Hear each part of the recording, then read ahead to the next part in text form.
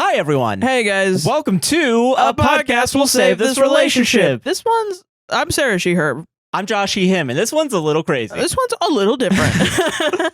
So, okay, background real quick. Yeah. We tried recording a separate first part of this podcast. We were unable to do it. We got too black-pilled. However, we did record a Patreon exclusive that was supposed to be a warm-up. Yeah. So that's currently the first half of the podcast where we talked about Joe Wilkinson Taskmaster. Yeah, so it's very specific. So if you might be like, what the fuck are you guys talking about? It's because we thought it wouldn't be seen by a lot of people. We thought it would just be seen by nerds who really love us. Yes. And it is. It is fun, and it's still fun, and it's funny, and Sarah gets mad at me real big, real big. Real big. Bigly. And I will say I do get real loud, and I do interrupt Josh a lot. So if if you don't like when I do it most of the time, then you're not going to like it. Because I do it on purpose now. Yeah. And it's going to be fucked up. But also you explained Critical Role, which I think was a good talk. Yes. Still. Yeah. Also spoilers for Critical Role season campaign 4. I have not... Also, I don't know too much about Critical Role pre-campaign 4. Just watched it because I like Brennan Lee Mulligan and everything. And yeah, we discuss a lot of things related to that. Yeah. And then Reddit stories as usual. Those are fresh. Those aren't. We did them right now. Yeah, those are fresh. And also, just so you guys know, we're taking next week off of the podcast just to recalibrate. I need a break. I think apparently doing the black pilling was like, oh no. I'm not joking. We recorded at least 3 hours of footage that we cannot use. So, it is not going to be used. So, yeah. And don't even joke about us releasing it. Yeah, we're not going to get released. I'm sorry. I've already released it. No, he hasn't. No, he hasn't. The files. You can't lie to them. They're going to go to Patreon and pay us money and it won't be there. Which is what you should do. So you go to Patreon, buy me coffee, the website, APWSTR. Don't forget to like, comment, subscribe, hit the gosh darn bell, raise 5 stars on Apple and Spotify podcasts. Timestamps are down in the description. Mutual aid links are in our link tree as well. All the links are down in the description. Enjoy this episode. Yeah, enjoy it. Even though it's a little wacky. It's a little wacky one. And we'll see you all in 2 weeks. See you in 2 weeks. Bye-bye. Bye.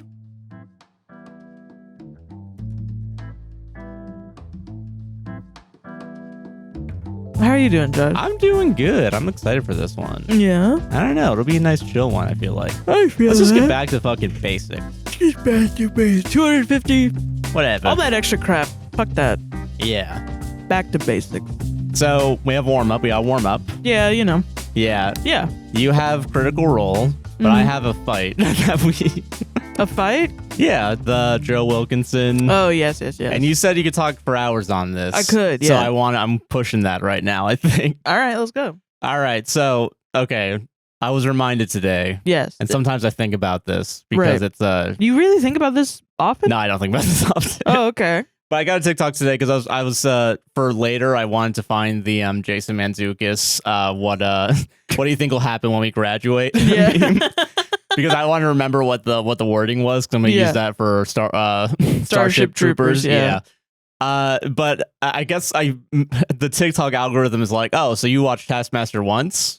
Here you go. Here's all the Taskmasters. Here's all the Taskmasters. So a third party that's not Taskmaster or the channel it's on is just reposting clips, and they reposted the Joe Wilkinson clip. Right. For those of you who don't know, the task was throw a potato in the golf hole. Without touching the red-green. That was around the hole. Yeah. So it's like a big circle of... And red-green, you might be like, what the fuck? It's like a consistent thing in the show. Yeah. It's confusing. The green of golf... Like the turf, but red, it's colored red. Yeah, but since the color motif British of the show, and it's they're red. Fucking confusing. Yeah, they call it the red green. Go on the red green. Yeah, whatever. I'm joking. I don't know why I'm being British such a people. Dick. Yeah, but yeah, so they have like the golf hole, and then they have a circle diameter of like say 5, like a radius of like 5 feet. Maybe. Yeah. Yeah, like a person's length. Maybe at least more than a person. A little bit more than a person, yeah.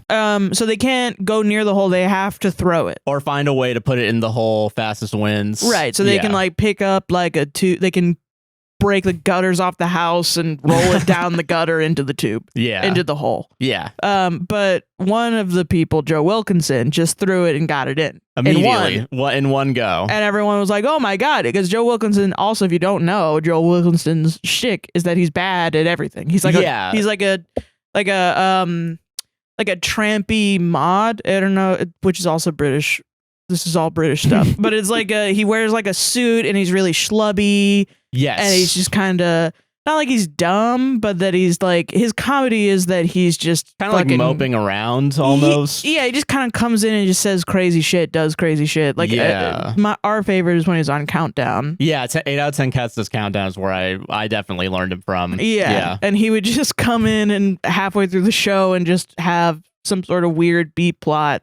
Bit that and then he became a regular just doing Countdown, and he just never gets the words or the numbers. He fails completely at it, which if you don't know, Countdown is a game This is the show. most British warm-up we've ever done. I'm so sorry. I'm so sorry. It is a game show. It's like their Jeopardy has been going on for like decades. Yes. I'm pretty sure they've been doing it in the Dark Ages, like probably, medieval times. They were definitely like one caveman knocking two rocks together, going bow.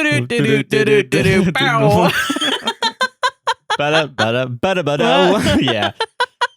But it's a cool game show because really cool. You're just supposed to find words. There 9 letters are drawn. You got to find the largest word, and then 6 numbers are drawn, and you got to add to a certain number that's randomly generated. Yeah, and you can only use each number once. Yeah, and you can't use like decimals. Yes, you can't, and or fractions. And you only have 30 seconds to do it. Yeah, which is crazy. Honestly, crazy. Yeah.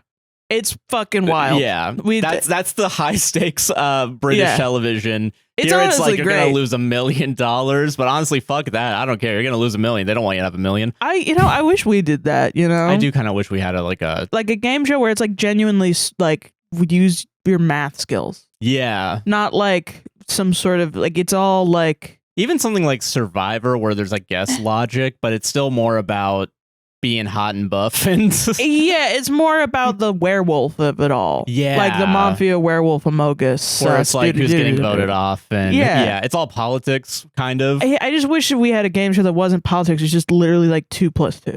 Yeah, like middle of the day instead of like Price is Right. Yeah, I guess I think that's when Countdown the regular show is played. Like it's like for old people. Yeah, of 1,000%.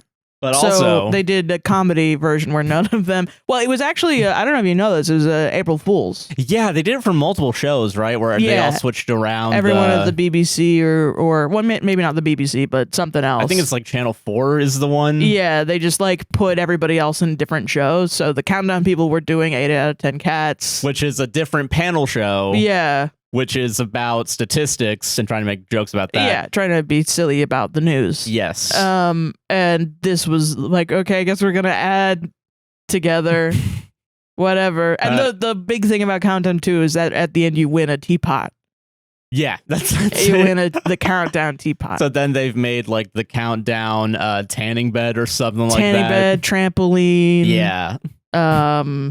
I don't know. Yeah, it's little silly things like that. Yeah, it's not real. You don't take it home. I don't think. I don't know. That'd be really funny though. You just bring a defective trampoline home. I know you do actually get the Taskmaster gifts. That makes sense. Episode. That makes sense. Yeah. Yeah. And that's why people are like, "Are you sure you wanted to put this one up?" Like, I think someone put their marriage ceremony, like their marriage certificate up. Yeah, but I wonder about that one's like, just give it back. Well, yeah, most of the time I think they give it back. Yeah. Yeah, but then there's certain dicks that won't.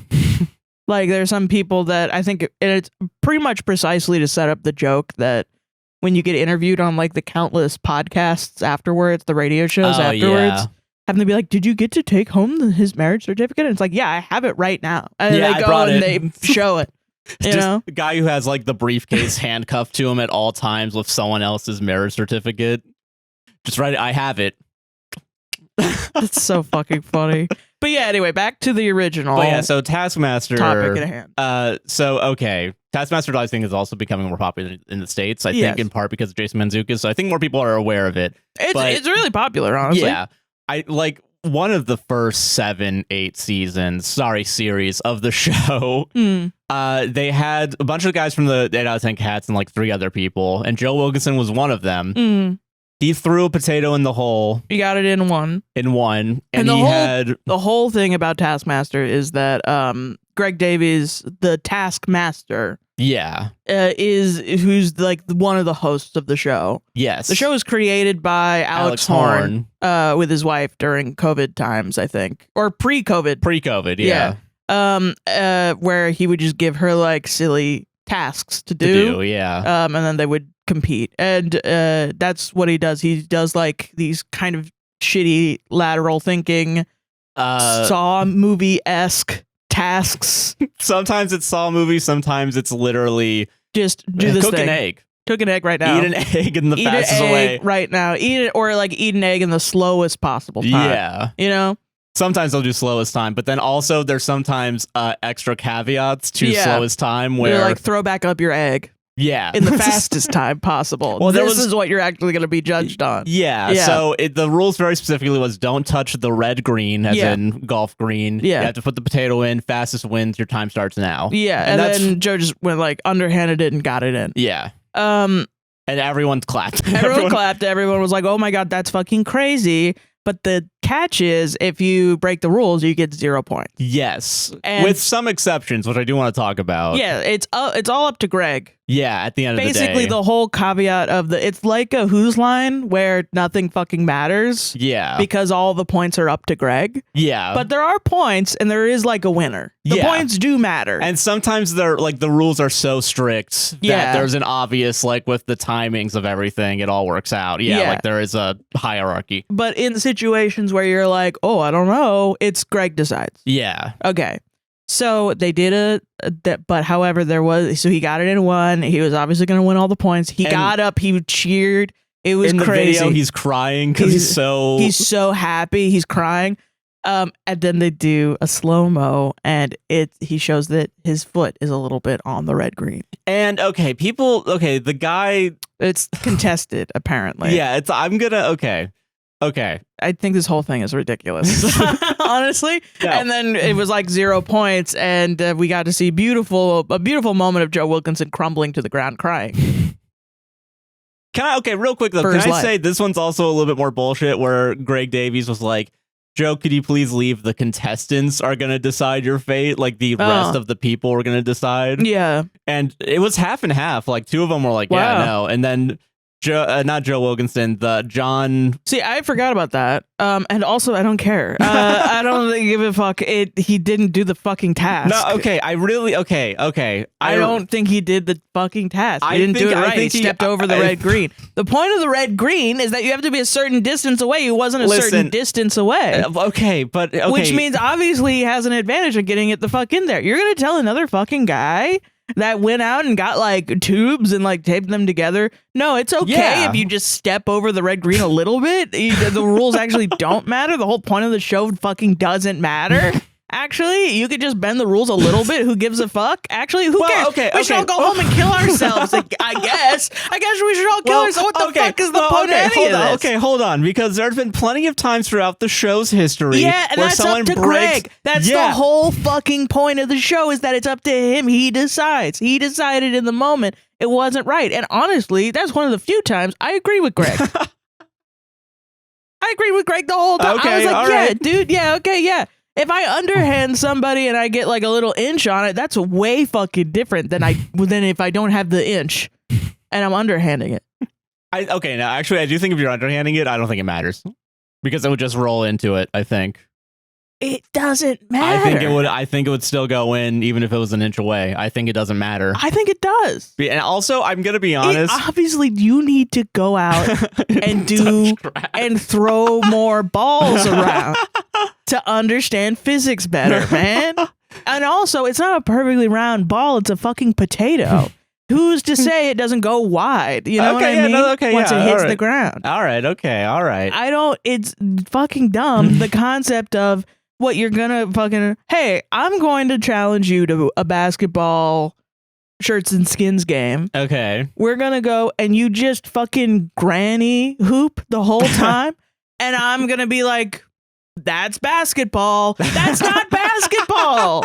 That's not what it is. That's not the rules of basketball. If I said, I'm inviting you to a granny hoop shirts and skins game, and you come in and you play regular basketball, you at least have a little bit more of a moral standpoint, because you're doing something harder than what I asked you to do. I'm gonna a little bit be like, what the fuck, dude? Why are you showing off? You fucking you'll be an asshole, but you won't be like, we won't be like coddling a child, you know, like it won't be like that. Okay, we're adults. Okay. This is all adult shit. Yeah. This isn't, oh, Joe Williamson had a boo-boo, let's kiss it and make it better. Yeah, he had a mental boo-boo after that. He's an adult and he failed. He's an adult and he failed at a stupid thing. And he put too much effort into it. He put not enough effort in. He was upset that he wasn't rewarded for his lack of effort. Well, okay. I don't give a fuck. So, okay, is it okay? So, should we reward? So, is effort inherently what makes a task worthwhile? No, obviously not. Obviously not. Sorry, it would have been really cool if had he done it, but it wasn't real. It wasn't real because he was on the red green. Yes. Okay, all and it doesn't matter if his toe actually touches the red green. He was over the line of the red green, which is the spirit of what the rule is trying to say. No, but the spirit is touching it. You may not touch the red green. That's the very specific line. So there's possibility You're so right. that his foot never actually touched the red green. You're so right. Because sometimes sometimes shoes are a little curved up at the tip. Yeah. I understand that. Okay, listen, I understand. I see where you're coming from. And I think we can agree on this point. However, I think that's fucking stupid. You're not arguing with the truth. You're arguing with me and my opinion. And my opinion is that's fucking dumb. That's dumb as rocks. Well, you didn't actually touch it. I'm not touching you. I'm not touching you. I'm not touching you. Yeah, you're a fucking child. You're a fucking child. I want to reward the actual effort. This is a task of effort. And because you underhit and you thought you got it in and you fucking didn't. And what? You want to... Okay. I just don't want to live in a world where we have to fucking tell Greg Davies, you were too mean. His whole thing is that he's fucking mean. Yeah, the whole point of the British is that they're mean. They're mean people, and it's awesome, and we should keep them around for being mean. Nobody else has figured out a bunch of Americans sitting around discussing whether or not a British person was quote unquote too mean to another British person just because that British person was crying. You should be happy that the British person had a chance to cry. They don't allow each other to cry. He was allowed on TV to cry. Yeah. He gave him the moment. That was actually very polite of Greg to let him cry on his show. Yeah. And not yell at him to edit it out. That's not how the culture works over there. Yes, if we cry on TV, it's a national news 3-day cycle of what does this mean for our society that someone fucking cried in public? Like, and it's awful, and how dare we, and it happens every fucking day of every fucking second. And the people that are like, holy shit, what's with the crying, are being told that they're psychopaths. No, they just have more British blood in them than they do American. And that's not a bad thing. Sometimes someone has to eat the mushy peas. Okay, yeah. They're being made. You can't stop it from being made. Someone's got to eat it. Someone has to fall on that sword. You can't turn around and say, ew, your teeth are fucked up. You like mushy peas. Your food is gross. You like mushy stuff. I only like sharp, thick, overdone steak. That's all I like to eat. I'm American. It's big burger or nothing. Even though it's all going to be mushy in my fucking stomach, you can't turn around and do that and be like, why are you guys so mean? I'm crying because you guys are so mean to each other. It's Greg Davies. His whole point is that he's fucking me. A former drama teacher. We can't drop out fan Taskmaster. We can't do to Taskmaster what was Brennan being a little rude to Zach on the latest Dimension 20. You don't know these people. You don't even know these people's shtick. Their shtick is that they hate each other. That's their shtick. You need to do more research. You shouldn't read the Iliad and be like, this is too long. That's the point of it, is that it's really long, and you should like that. Okay, yeah. That it's long as fuck and stupid or something. Or I don't know, I never read it. I never read it. I don't care. It's too long. It's too fucking long. I don't do it. I say, oh, you know what? That's long. I don't fucking read it. That's what you should be doing. That was really mean. I'm not going to watch this anymore because I don't want to ruin it for people that crave meanness in their lives, like me. Like me, Sarah O'Hearn. That's my point. Okay, I recognize that point. I'm just saying, maybe... What? I don't care about the meanness, you know what, I feel Joe? like. As a point of charity, you get 5 points. And everyone else has a fucking revolution? That's what you wanted to see? 2 out of the 4 would have a revolution. You want to tear down Taskmaster? You don't want any more series of Taskmaster? Well, it's John. I don't know what's his name? It's Joe Wilkinson. Who else? John. I know his name. Yeah, I know John, who you're talking about. Listen, you're not telling me John has a fucking vested interest to make his life worse every day, you know? What? I think Joe's life, yeah. And also vested interest in getting more points than Joe. Yeah. That's why he shouldn't have actually made the fucking decision. It should have been on Greg, even though it wasn't on Greg. I guess it kind of, well, maybe it is. You did. This is also a misunderstanding. Like, he asked them as a point of it's like the actual British legal system. The judge makes the decisions. Maybe you don't have a jury. It's just the judge. There's no jury. Wait, really? Yes. You show up and you say, "Hey, judge, this is what I think. This is what I think." The judge says, "Yes, no." That's the fucking whole thing. He was doing a performance. What do you guys think? No, I think what you just told me is that having a jury is bad and we should not have a jury over here. And, I'm not telling you that. I think that's the lesson I'm learning right now. In an anthropological sense, in a historical sense, what the British do. And you need to view this show the way in a British way. You can't Americanize this show, or else what are you doing other than hurting yourself? Why would you watch the show if it's going to stab you in your eyes every 2 seconds? That's why, what are you doing?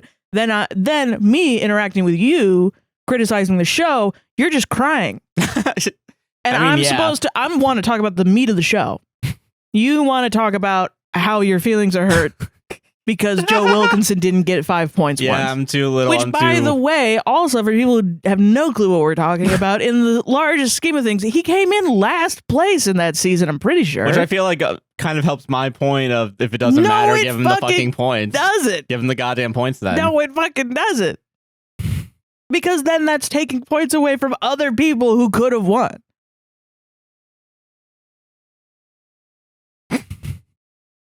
And now you go quiet because I made a good point. You did make a good point. So, yeah, you're right about that. Okay. All right. Listen.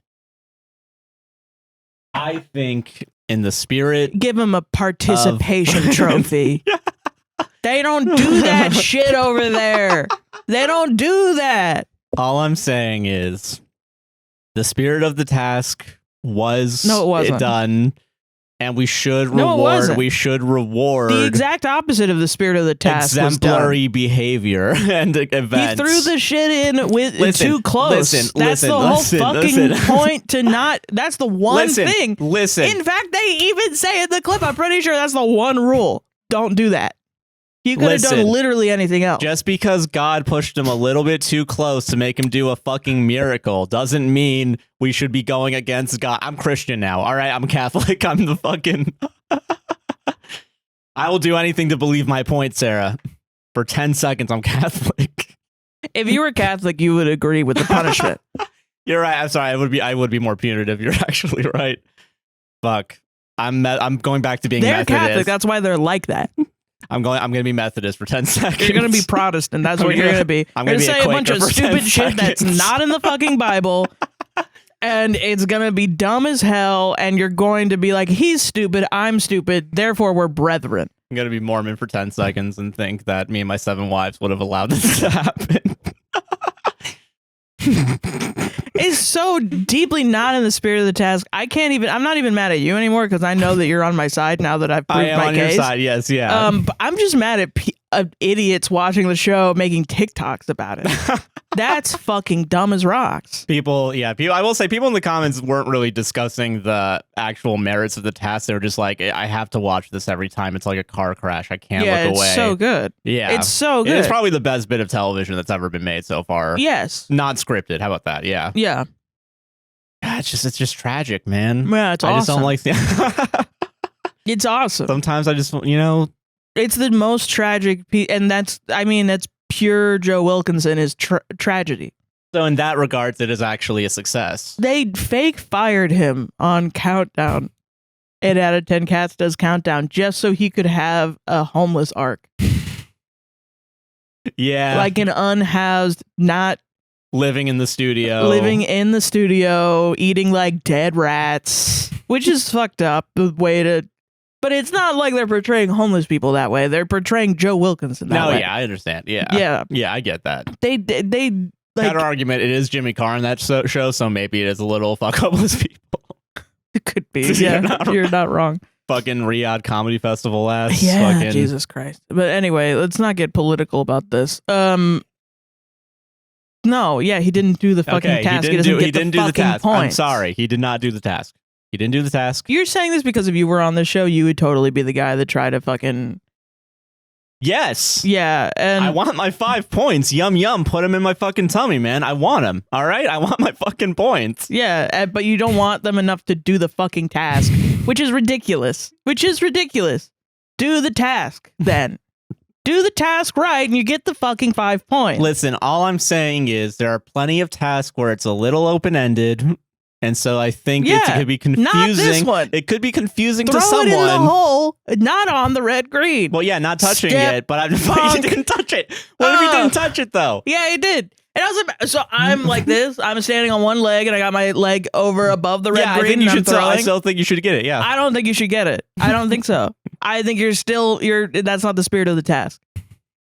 I think, well, okay. What the fucking point is of the red green? What's the point of that? Okay, thing? him throwing his arm being over the red green also is not in spirit of the task? No. Okay, all right. Yeah, no, I don't think so. Okay, all right. All right, okay, that's fair. I see think where you're in the first from. place, I was a little bit like, I don't know why everyone's freaking out. That's not that interesting to me. Okay, so the red green is not the 2-dimensional floor space. No, it is the cylinder. It's a cylinder rising up. It's a virtual cylinder. Like in Fall Guys, That's the spirit of the game. Not in the yeah. Okay, gotcha. I understand now. Okay. Yeah. You have made a better point than me, therefore I have to give you the kudos on this one. Thank you. Yes. To reference Fall Guys twice in a sentence. And I can't believe you hate Critical Role so much that you would bring this up so that I can't talk about it. You can still talk about it. Okay, we got plenty of time. What? 35 minutes? Like nothing? Every episode's 4 hours. They've been shorter recently. Oh, they haven't. Yeah, 2.5 hours was the last one without ads. That's because they're getting to the end of the thing. Oh, sorry. I thought you meant our show. Sorry. No, I'm talking about Critical Role. Yes, their show is 4 hours long. Sorry, I thought you were talking. Now that I'm not talking about the thing I want to talk about, I'm just going to not listen to you. No, I got confused. I'm sorry. I got genuinely confused. Listen, 35 minutes, I think you have time to talk about your thoughts about Critical Role. We are really losing the ability to know what a main idea is, of anything. The task is to put potato in hole. No, it's to put potato in hole from a distance. From a specified distance. Critical Role is 4 hours long. No, it's 2.5 hours. Wait. I thought you meant a different thing. Yeah, okay. 2 hours and Critical Role were the only 2 points in that sentence that were important. No, because you just before said we only have 35 minutes to talk about it. The show is 4 hours long. I think there was a little wiggle room for me to get confused there. I think you should pull yourself up by your bootstraps and think a little more about what I say. Is this the start of your Why I Left the Left arc? No, I'm still on the left. In fact, I'm so on the left. I don't think the right wants people to fucking read. I think they're banning. You think I'm on the right? No, I don't. Because I want people to read? No, because you said pull yourself up by your bootstraps. That's why. All right. Okay. Once again, the phrase equals fascism. Not. Oh, hey, what is the concept of her argument? That she wants people to fucking read? That sounds like a right-wing idea. No, it's fucking not. You've known me for 7 years. Okay. You're fucking crazy. You gotta open up your ears, man. Okay, all right. You gotta go to a damn doctor, get your shit cleaned out. Holy crap. My ears and mind are open right now. Oh my god. I'm here. I am here right now. Critical Role's good. What are you liking about this new season? It's just good, man. I don't know. It's fucking good, I guess. Okay, I haven't been into Critical Role ever. Yeah. In fact, I pretty much was like, Jesus Christ, man. These nerds. Did you go to a high school where people were into it? Okay, never mind. Well, yes, one specific person who was my DM. Yeah, because I will say the people that were into DMing at my high school, they definitely were talking about Critical Role every once in a while. I feel like. Yeah. But I just never got into it. I feel like part of it's because it is just too much. It is a lot. Yeah. And I've tried to get in. I liked my DM. I had a crush on my DM, my first ever campaign, and they were really into Critical Role, and I was like, oh, okay, well, I'm gonna get into it because I'm very much that type of person when I'm flirting. Yeah. And so I went and I listened to it and I fell asleep. I could not fucking listen to it, man. I couldn't do it. I could not do it. Not at all. I will say you get a bunch of voice actors with like deep, soothing voices. I kind of don't blame you. And that seems to be the problem. That's my recent thoughts about it, is because now I don't know how long the episodes were in the first 2 seasons, but people are like, wow, these episodes are really long. Like, whoa, is it gonna be like this? I can't keep up. And there's like an issue. Apparently it's like also people that come in, because this is the 4th campaign that they've done. The first 3 campaigns were all in one world. Yeah. That was homebrewed, I think, by Matt Mercer. And then the biggest, the quote unquote, the 9/11 of D&D thing was they ended their campaign 3, and they were going to announce campaign 4.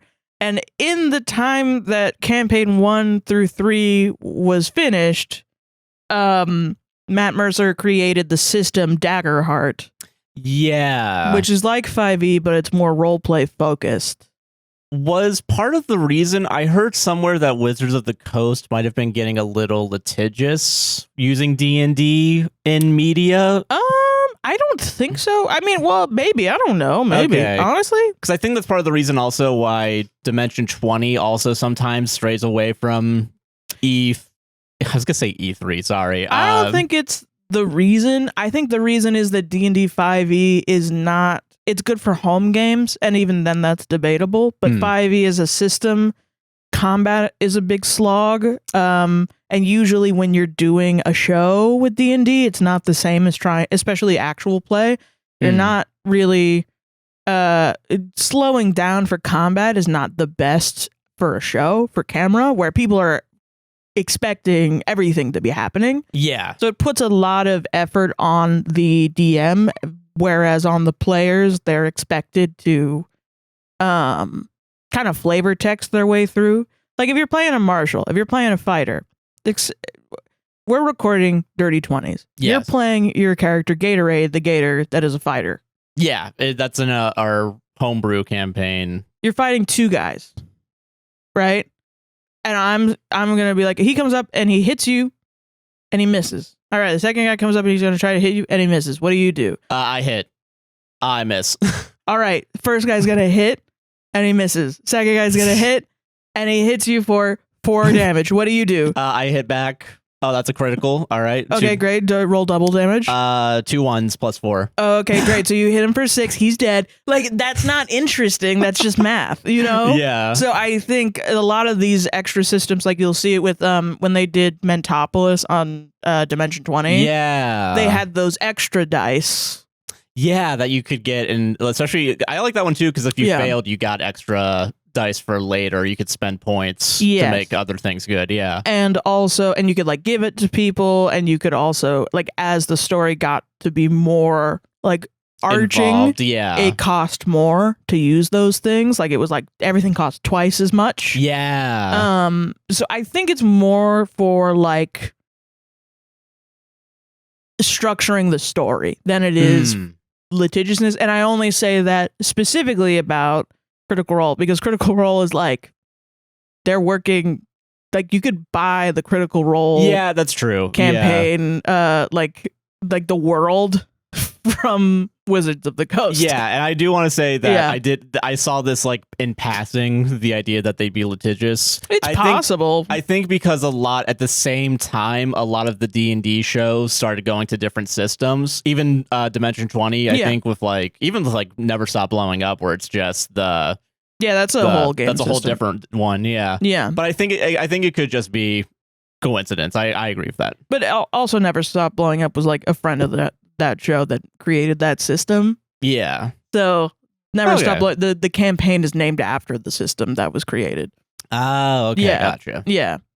Fair. Sorry, but okay. Yeah, no worries. But yeah, so I don't know about that. Not that Wizards of the Coast isn't litigious, I'm sure they are, but I think actual play D&D 5e for them is probably like a good thing. Anyone talking about D&D is a good thing. It's free advertising. Essentially. We kind of like playing video games on YouTube on stream or it's like people now I want to play that video game. Great. This is just marketing. Okay. What was my initial point?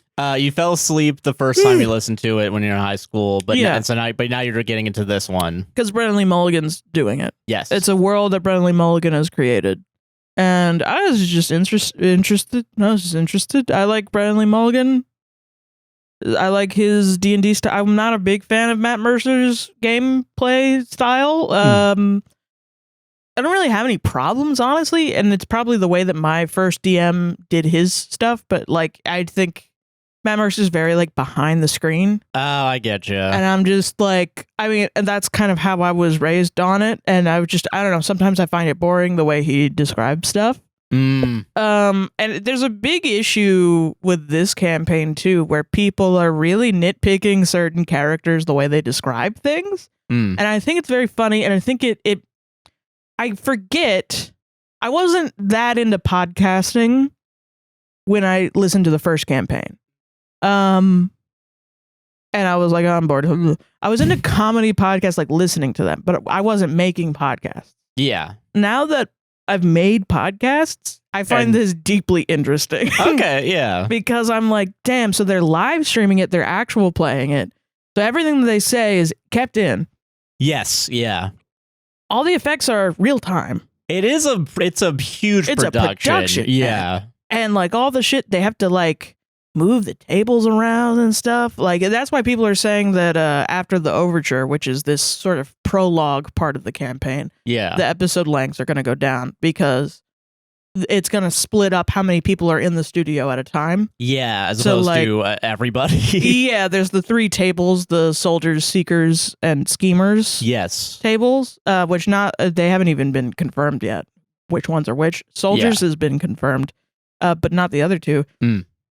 So then it's just going to be them, and it's going to be like soldiers is going to be mostly combat. Then it's like role play, which I think is a really interesting way to do that, especially to break up 5e in that way. Yeah, because it is like different gameplay styles, and you can pick and choose like what story and arc that you'd be more interested in. Yeah, in those play styles specifically. And Brennan Lee Mulligan has gone on record as saying, especially back in Fantasy High, when Murph's character started to be more of like an investigating type of character, he was like, oh shit, I have to write a mystery now. Because if you have a character who wants to solve a mystery and you don't give them a mystery as a DM, even though it wasn't like a lot of the mystery elements of the first Fantasy High season weren't written.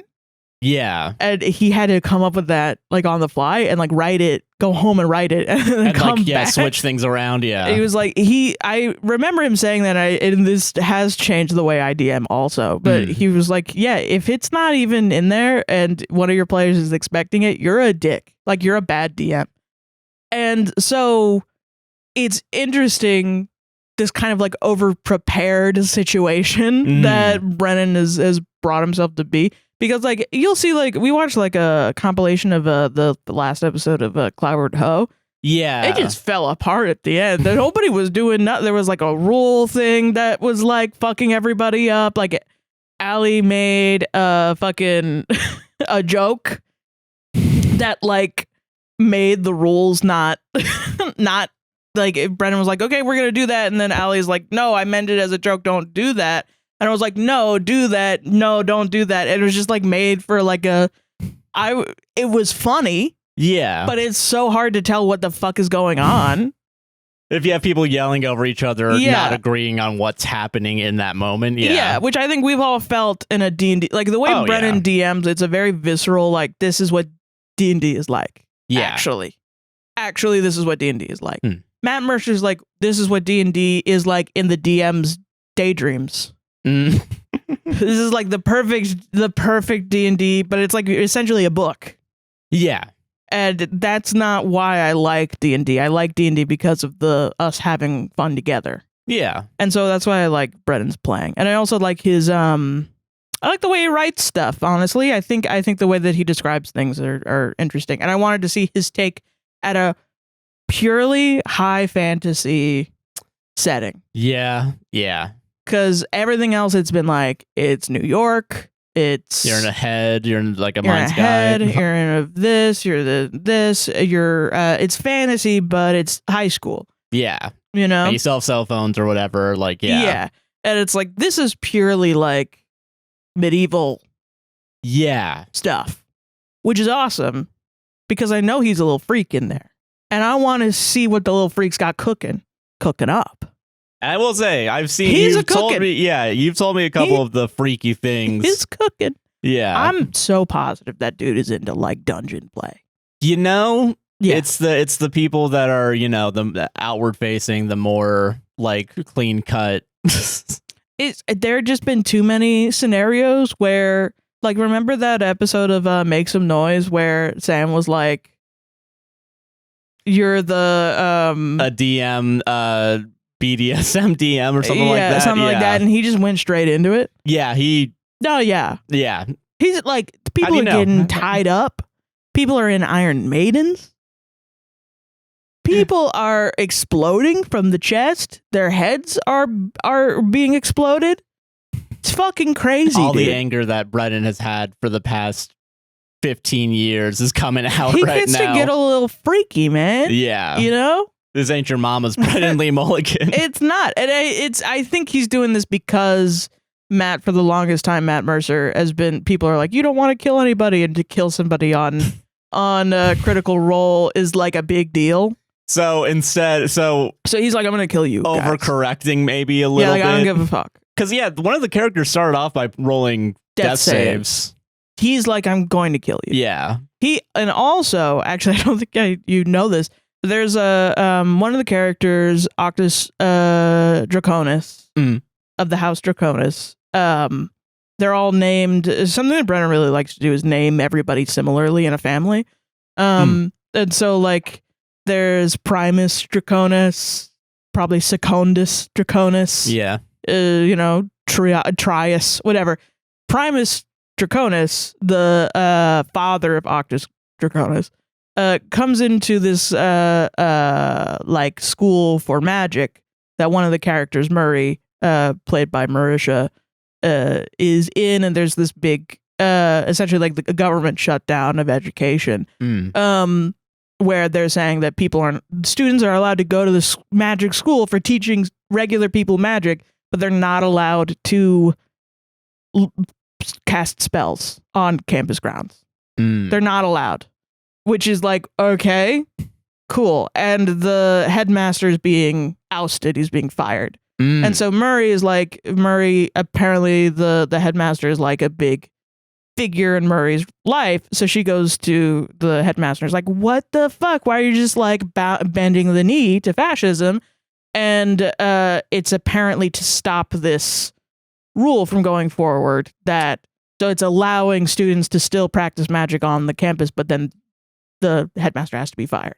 That's the kind of sacrificing himself in the job space to yeah. And Murray's like, that's not cool. And then all of a sudden Primus Draconis shows up, who is this like large foreboding man, shows up, and Murray is I love Murray's character so much, is a dwarf with huge fucking bazongas. Yeah. And like fake teeth in her mouth. And she also has like a chin strap beard because just the concept of like female dwarves still have beards. Oh, yeah. But it's really fucking, her teeth are really interesting because they are gems. They're gemmed teeth, meaning they're ritual casting, spell casting materials. Oh. So when she's casting spells, she's picking her damn teeth, which is it's like such good character concept. Building, yeah. Because she is like a southern dwarf. She speaks in a southern American accent.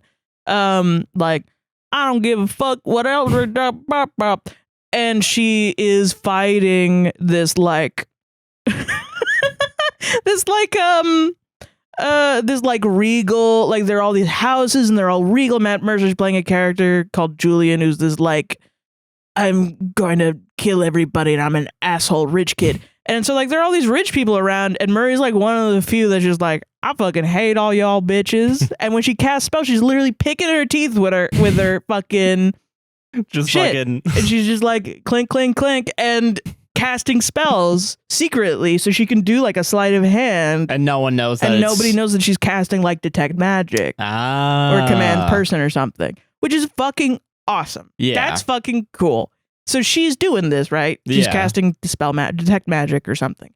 And she's just like talking shit to this guy that's very foreboding.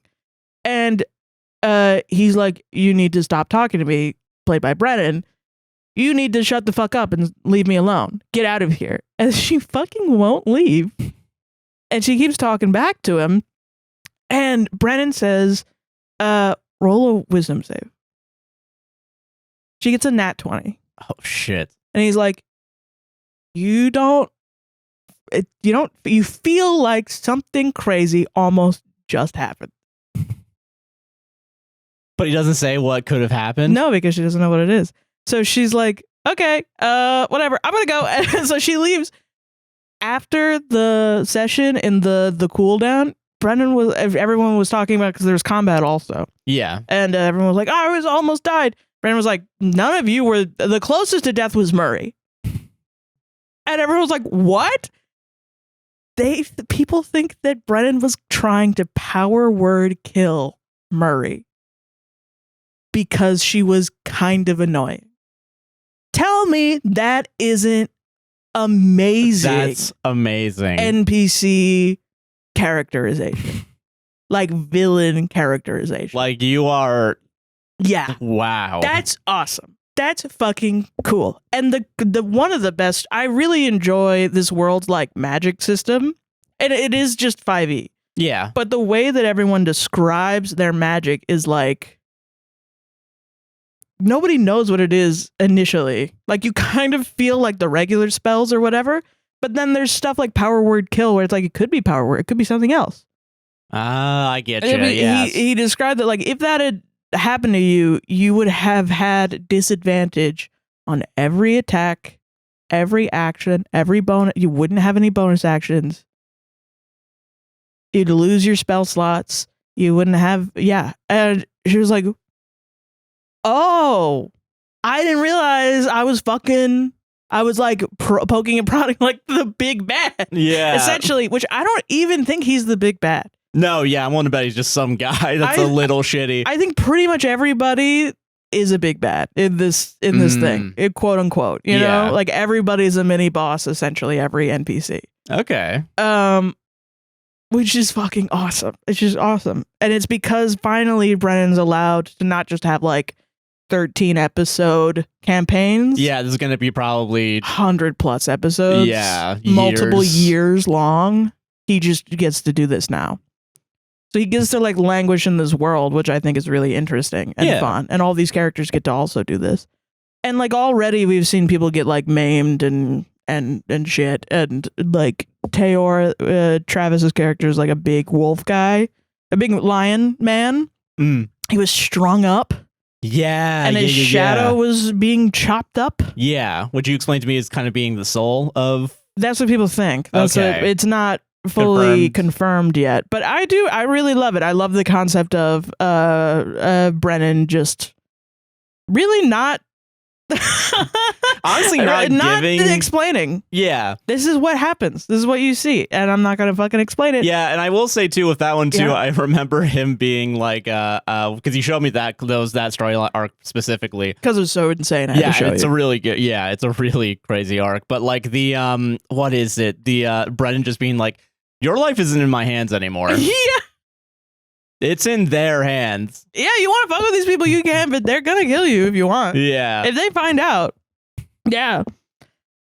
And I'm like, it's so interesting because I'm trying to figure out where the fuck this inspiration has come from in Brennan's mind, which is how you know it's good fantasy.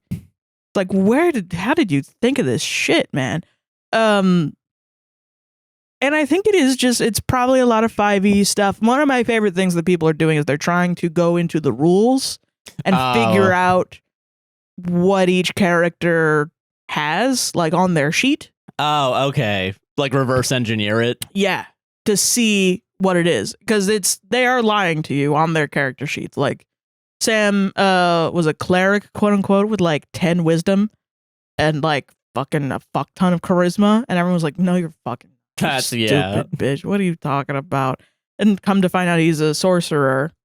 As a secret sorcerer Azamar, which is a race of people that are descended from Celestials.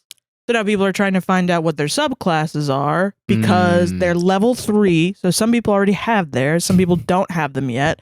And so they're trying to figure out who has what's got what's their background. Like there was the whole thing with Matt Mercer's character having the haunted one background, probably. Oh yeah. And then some other things. I think there's one now with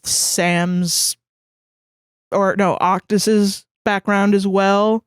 Him having this sort of issue with having the and spoiler obviously for all the stuff happening. Yeah. The night song in his chest. And having this now kind of, I don't know, something going on with him. I haven't seen the episode yet on that one, so I don't know. I have to wait till Monday. But like, oh yeah. It's just crazy town. I love it so far. I love the vibes. I love how if Brennan is like do a high fantasy, he's not going to stray away from the medieval aspect of it, because there's a lot of it that I'm like, is this guy, when he's at home with his wife and kid and he turns on YouTube, is he getting the medieval torture videos that I get? Like, is there one did YouTube put on his algorithm? Yeah, can we find his IP address and get his search history? Can someone talks Brandon Lee Mulligan so I know exactly what's going on? Can we get his kids' names real quick just to be safe? I just want to make sure that it's not like Draconis or something. Like a year ago or something, I was seeing medieval. There's some like medieval YouTube channel that came on my recommended that was like, this is what it was like to be in tortured in medieval times. And I was like, oh, that's kind of interesting. And I would put it on. It's 10-minute little videos. It was really well done. And it was purely theoretical. And I was like, why am I watching medieval torture videos? Meanwhile, fucking, yeah. On the other side of the world, Brennan of will America, remember this. Brennan's like watching the same thing. Writing it down quickly. Or is this Matt Mercer? I don't know if Matt Mercer knows all this stuff, too. And it's just putting it onto Brennan. Beaming information. You will become me, Brennan. You will become... It's fucking awesome. I can't wait for somebody to die. I would love that shit. Do you think there's betting rounds? Like you go on bets.com and it's like everything already. Which episode is gonna have the first death? Yeah. I'm not even gonna talk about people being shitty about Abria's character, because it's fucking stupid. That's just racism. No, yeah. And it's amazing to me. It feels like Gamergate era stuff where you call a gamer misogynist and then they turn around like, you're being crazy, you woman. And then you're like, well, okay. I think you just proved my point. And it's like, you can say that about anything. You're a Nazi somehow. And then you're like, what? What? But now it's worse because they're real Nazis. So it's like, and they're emboldened. Yeah. Yeah. And you're just like a white guy and you're more offended at the concept of being called to have any introspection about yourself than the concept that a black woman is being harassed. That's worse. A Being white guy harassed being for- told that he's racist is somehow worse than a black woman being the victim of racism, I guess. Yeah, being harassed for no reason other than racism. Yeah, no, that's cool. Like, Yeah. and it's like, I don't know, I guess you don't have to like her. I don't get why you have to tell everyone. Yeah, you don't. Yeah. They don't. Obviously, people really like her character. No. You don't have to tell anybody, and then they're You're just like, wrong for liking so I'm that. not allowed to have my opinion. I thought this was America. It isn't. Have you looked around? Have you looked outside? Yeah. Have you It's touched not the grass? America. Yeah. No. Shut the fuck up. I don't want to hear your shit. You're annoying. I'm allowed to call you annoying. Yeah. Yeah. I'm allowed to say whatever the fuck I want. And they're like, that's slander. I'm not annoying. That's not true. That's not true. But it's just so stupid. So stupid. And now they're doing it for like literally everybody else. And I think it's interesting in the concept of Critical Role because apparently the first campaign was like, they'll say like, you just got to get through the first campaign, man. And then you'll understand. You got to get through the first 2 years of podcasts. That is so funny because that's how people talk about The Simpsons, where it's like you just got to get through the first couple seasons, and then you hit the golden. Are good, though, I will The say Simpsons. they are good. I mean, that's but crazy. I probably have Critical Role also, but like campaign 2, Critical Role is the best ever, and then campaign 3, for some reason, everyone hates that campaign. Awesome. I don't know why. Apparently, there's legitimate criticism about Critical Role being scripted. Oh, okay. And I mean like legitimate. Okay. Like apparently I will say the definition of the word scripted is loose. But like in campaign 3, apparently a character died and it was essentially like everybody knew he was going to die before they did it. So meaning like probably they all Matt went to him and was like, hey, your character's, what do you think about your character dying for the story? Yeah. And then they did that. Which I think, okay, Is that calling that scripted or is that, I think it's, you're talking to a player about their character to figure out where the story's going to go. I think calling that scripted is stupid. I think that's dumb. But apparently it was a scene and I don't know it, so I've seen criticism of it. That's what I'm talking about. Okay, yeah. But people say that it's like an unskippable cutscene where nobody else could really interact. They just had to allow it to happen. Whereas you should be allowed to be like in D&D, be like, no.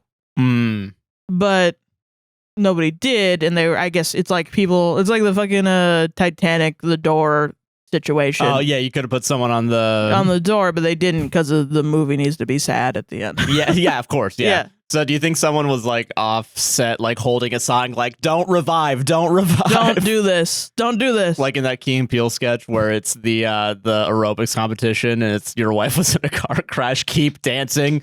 That's so funny. I forgot about that That's one. a really good one. I got that in my feed recently. I can just imagine either Keegan Michael Key or Jordan Peele looking like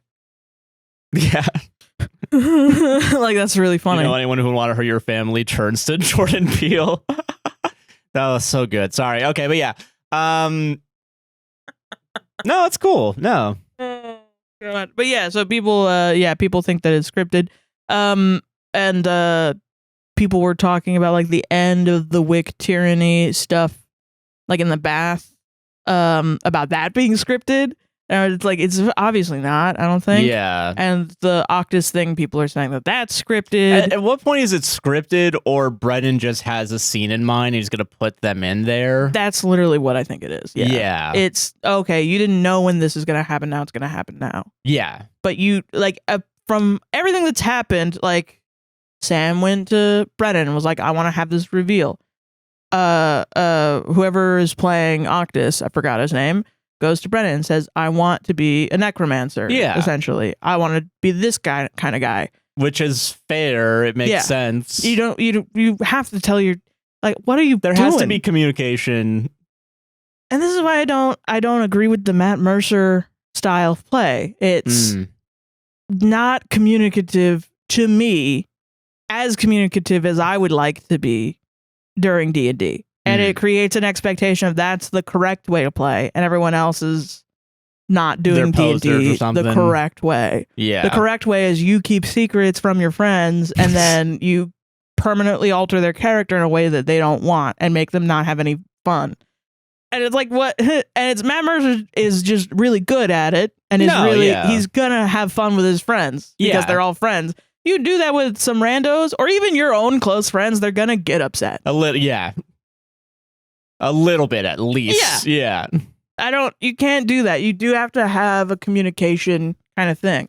And Brennan's really good at that. And the people in the Critical Role fandom are actually really impressed with the way that Brennan is rolling in front of the screen. So, like, they're not used to like Box of Doom rolls. Oh, where it's like I'm going to tell you what you need to hit. We're going to roll it in this and we're all going to look at it. Yeah. They're not used to that. So he did that, I think, with the Octus thing that happened most recently. And everyone was like, it blew their fucking mind. And it was just like, Matt Mercer doesn't do this. So I was like, that's crazy. Yeah. That's wild. It's I think you can hide some way. rolls, but I do think it's more fun to know that there's a number you got to beat. You know, I feel like it adds more to the stakes. Yeah. Where it's like, I guess if you rolled a number and then you told me what it is, and then I'm like, oh fuck, there's like a new tension to it. Right. Everyone else also has it. But then I feel like if you're just like, can you roll dice for me? I'm like, okay. And then you're dead. You're dead. Yeah, that's not. Yeah, that's not right. I don't think that's right. Yeah. Everyone has to have the tension, and also it proves that I'm not fudging rolls to make sure that you die. Yeah, you know, I don't have. There's communication between DM and player. Yes, yeah. There's a level of trust. You know. Yeah. And I'm interested intensely at how much this like really established fan base is reacting to Brennan. Yeah. Even though, Brennan has done DMing within Critical Role before, not for the main campaigns, I guess, but apparently people drop off of certain campaigns and then they start back up with the main campaigns. So a lot of people are not used to his style. Okay, that makes sense. Yeah, which is wild to me. Like people were reacting to Brie like she's completely new to D&D, and I'm like, what are you talking about? What are you talking about? Like she doesn't know how to play D&D. And I was like, what are you talking about? Because they didn't like the way that she was playing in the first episode. That's stupid.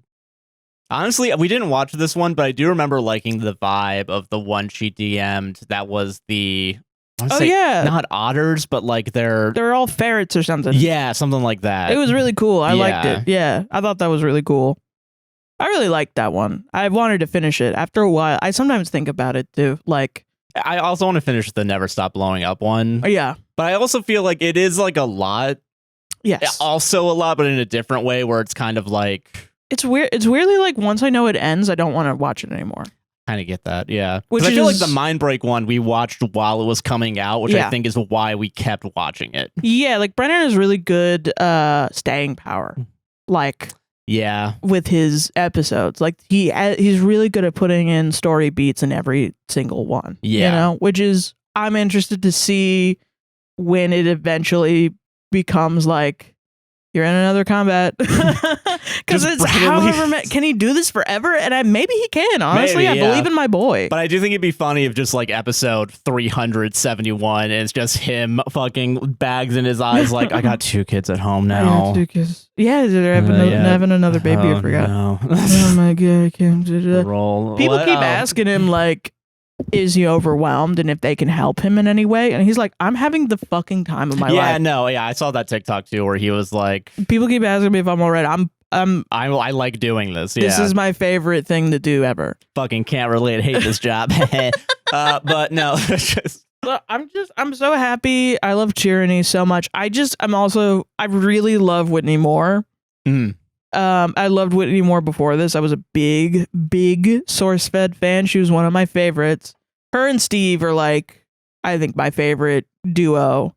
Everybody that was like Steve's buds, like it was just a really fun time. Yeah. Like Mike and Steve, Will and Steve, Will and Raina, Steven Suptic and Raina. Yeah. Like all those people, I was fucking into it. And I don't know, man. I love her. She's really good. She's a fantastic actress, and I'm really happy people are giving her flowers. Yeah.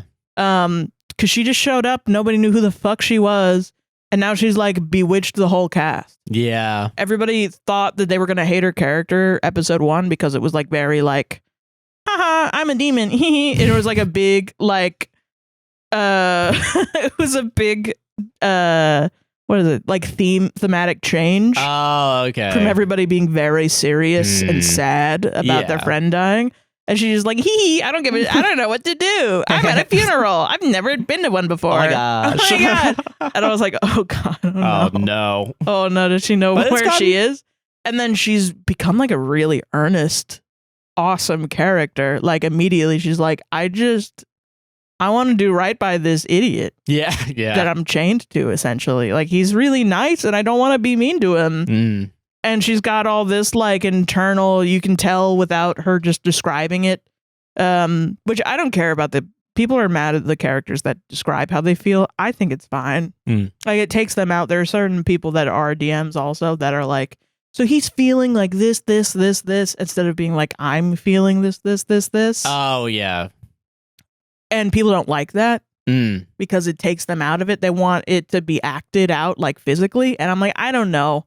I think I don't care. Yeah, I get that. I can't care too much. I like all these characters. I like the way they're described differently. Yeah. It's like reading a book and switching between first and third person. Yeah, or it's kind of like Brennan is the director giving actors notes. You know what I mean? If he's telling people how to like. Yeah, well, and he shouldn't be. He should be just like, there's a guy around. Oh, okay, I get it. Yeah. You know, and these characters are like, I feel this way about the guy. Like, you know? Okay, that's fair. Or he feels this way about the guy. And it's like, okay, yeah, whatever. Yeah. That's like, I literally don't care. Like, if you're strapping yourself in for 100 episodes of this, why are you setting yourself up to be annoyed? Yeah. Like, there are legit people that are like, this is annoying. I hope they knock it off. Yeah, if you're gonna, they're not gonna. If you're gonna like micromanage critique the show while you're watching it, you're gonna get so lost in the sauce. I think that it's interesting to me that people are doing it from the jump of the campaign. That's funny. I think that's funny. They're getting a head start on it. They're just getting ready. Like they think they can change what these people are doing. But yes, I'm like, they're not going. Is it the D&D equivalent of like a suburban dad on the couch watching football yelling at the ref? Yeah, like, hey, do this thing. Why can't you hear me? I'm yelling hard enough. That's fucking funny, dude. Fumble. Fumble. It's like crooked dice. And it's like he's not even gambling.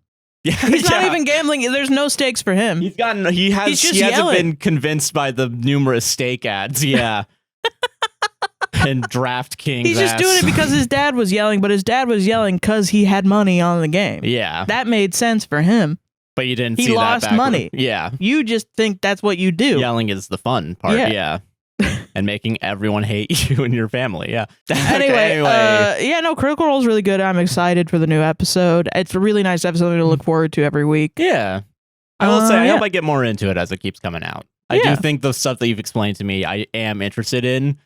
It's just I love playing RimWorld. No, I get it. So I'm sorry. RimWorld's my Critical Role 100 campaign. Well, that was the initial thing I was going to say about this that I just completely got sidetracked on. No, you're good.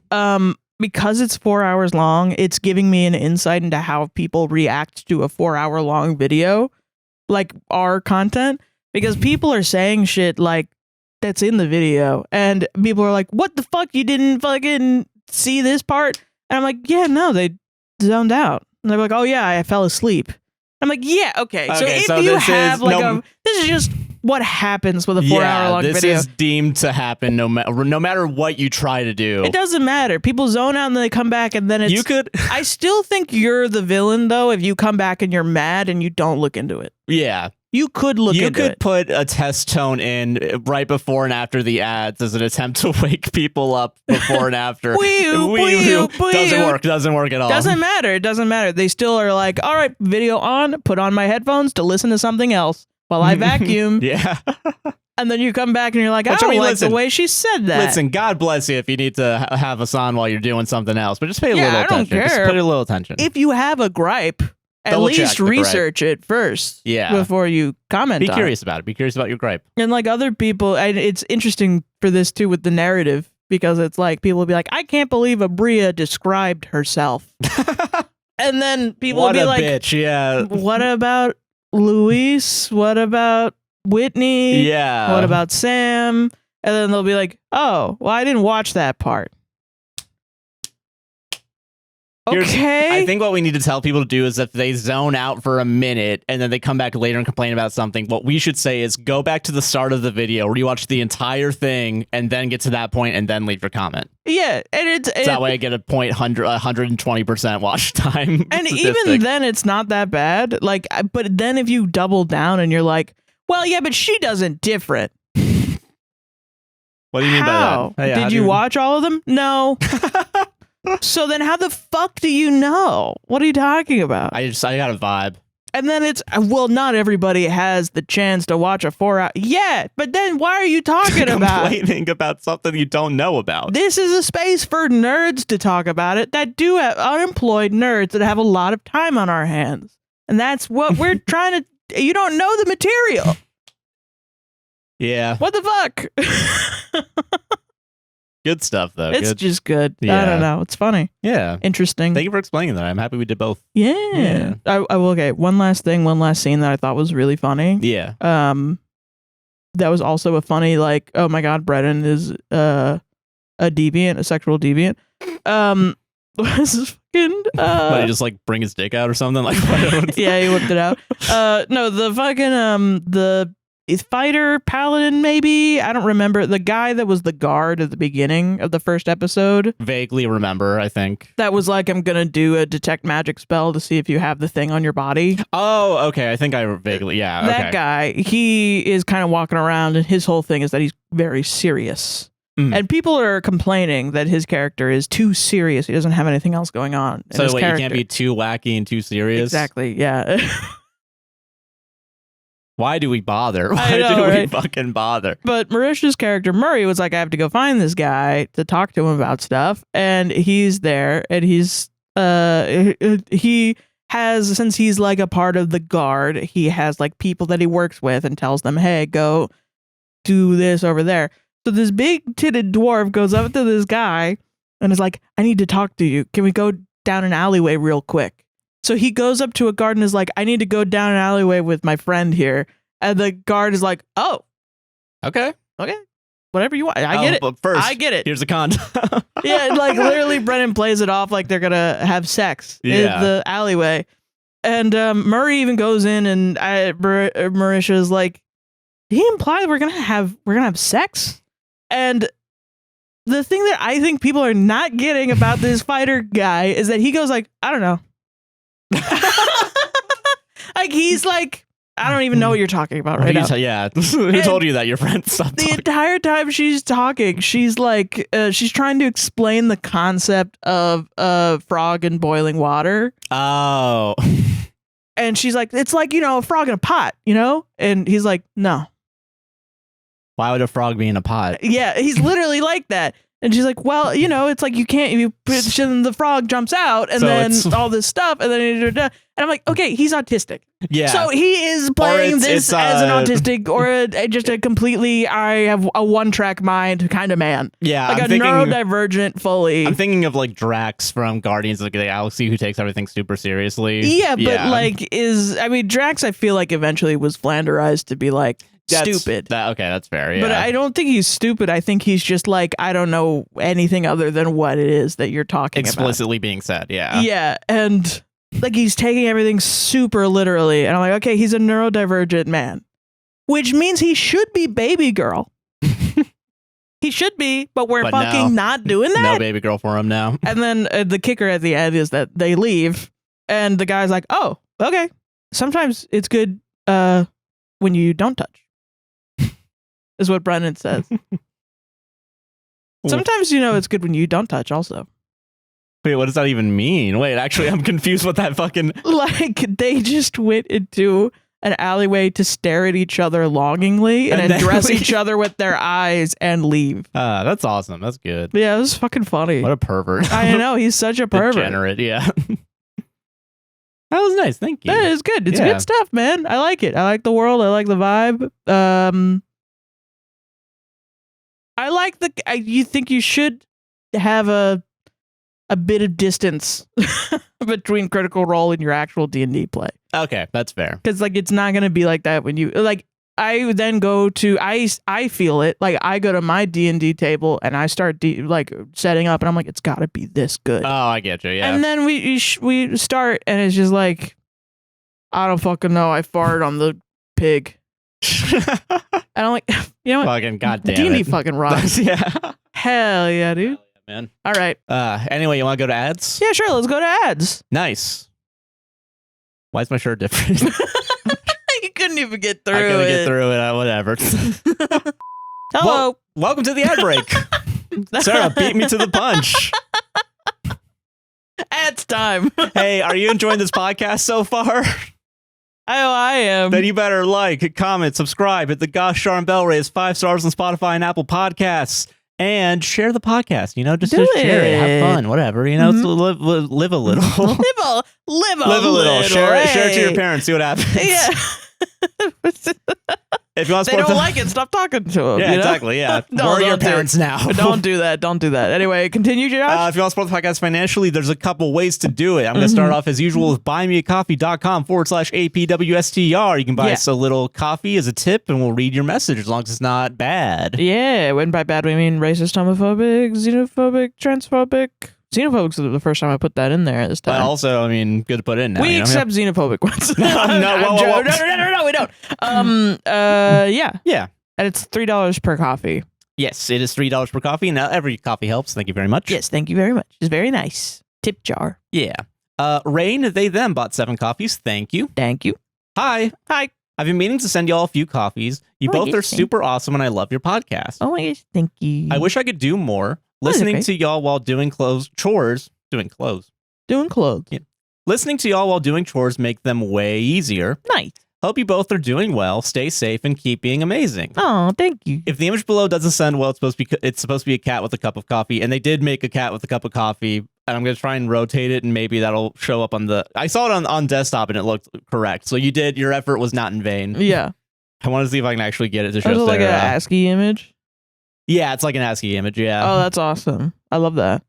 Damn, oh yeah, because it doesn't do line breaks, but you can kind of see what they're trying to do. Oh yeah, I see what you mean. Yeah. Oh, but I did see it in the Buy Me Coffee website, so thank you very much. Yeah. It was good art. Thank you very much. Put that sweet art in the...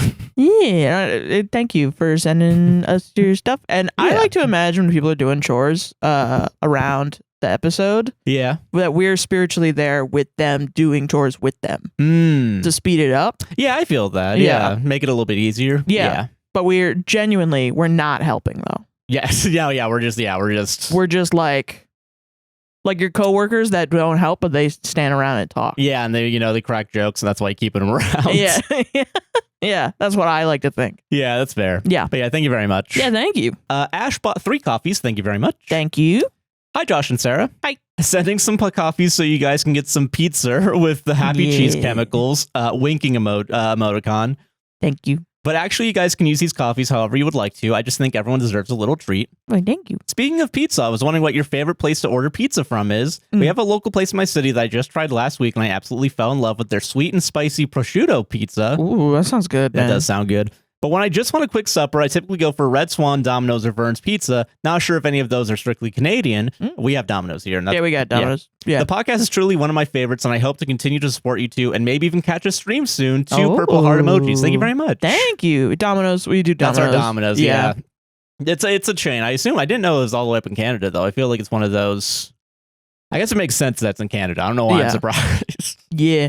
I used to, when I was in Kissimmee, there was a place called 5 Star Pizza. Oh yeah, you used to get it was very, because your mom's from New Jersey. Yeah. So she's used to like the New York style pizza. Yeah, and that's what they specialized in for sure. Yeah. And I will say, they tasted really good warm. I never got into them when they were cold. Yeah, She'd always send him home with like big slices, and it wasn't like bad. It was just like, okay, this is what we're eating for like days. But like their extra cheese I did enjoy when it was hot. Yeah. But cold, no. It didn't cold well. It didn't cold well. That's, Yeah, you're so right, though. God. It's a rarity in a pizza. But yeah, Domino's, I think, is our go-to. Yeah. The one that we have right next to us is like a $25 for 2 pizzas to a cheesy bread. Yeah. And that's all we need. That's all we fucking need. So thank you very much for that coffee. Yeah, thank you. Then $25 worth of coffees, and we'll get a pizza and cheesy bread, sir. Cheeser bread. Cheeser bread. Thank you very much. Thank you. You've already done enough. You don't have to send more. Thank you. Yeah. I'll shut the fuck up. Okay. All right. Okay. Fox and Thigh High Socks bought 5 coffees. Thank you very much. Go. Thank you, Fox. It's the Fox segment. Mm-hmm. Hello. Instead of hello, it's with a U. Hello. That felt unnatural. Let me try again. Heyo. Hello. I got some sick ink this Wednesday. A fox semicolon and Chance's tattoo from Date Everything. Yes, I saw this on the Discord. Oh, yeah. The Patreon Discord. They look dope. Hell yeah. I'm going to talk about the Patreon in just a second. Yeah. With some minor adjustments. So, my question for you two today is, what tattoos do you guys have, if any, and what tattoos would you like to get in the future, if any? As always, lots of love, your friendly neighborhood fox and thigh-high socks, and that's the crossed fingers emoji. Okay. Let's go. Lotus. I'm going to say lotus emoji. All right. Blank face, but with the eyes and mouth emoji. Okay. Butterfly emoji. Blank face, but with eyes and mouth. Dragon. Cool. Eyes, mouth. Skull and then crossbones. Hell eyes yeah. and mouth. Yeah. Dragon. Eyes and mouth. Butterfly. Eyes and mouth. Lotus. I got there. You did it. Yay. You don't have any tattoos. I do not, and I don't really have a plan to get tattoos. Because you don't like needles. Yeah. Not even that. I just feel like I don't want. You can't tame the stallion when it comes to what you put on my body. Yeah, you have a weird. You're against. You're not against them morally. You don't give a fuck. No, I don't give a shit. Yeah, do what you want. Yeah, but like you really will not get one. Yeah. I've talked to you about getting tattoos before, and even then, I'm just kind of like, I'm not interested in them. I guess just personally. Yeah, it's one of those topics that you're not. I don't give a shit about. You can talk about it, but I'm just gonna go into my happy place. Even like when I was getting into like looking into getting a tattoo, which I have one. I have one that's like my niece. It says per ardua surgo, which is Latin for above difficulty I rise, or I rise above difficulty. Yeah, which is from the O'Hearn family crest. Yeah, which is an Irish crest. Yeah, that I got with my niece when we went to New Orleans, which was really fun. Nice. It's my first ever tattoo. It's my only tattoo. Yeah, it's just good. I have a whole plan for tattoos all over my body. I just don't have money. No, I get it. Yeah. Yeah. I feel like tattoos are an expensive thing, and I feel like for me to express myself, I feel like there are other ways I'd prefer to do it. As I guess if I'm looking at tattoos as a form of self-expression, which I think some people do as, I think I think for you sure. Could, yeah. Yeah. I don't know. I'm chill being fucking skin naked. Yeah. I don't know. I think there's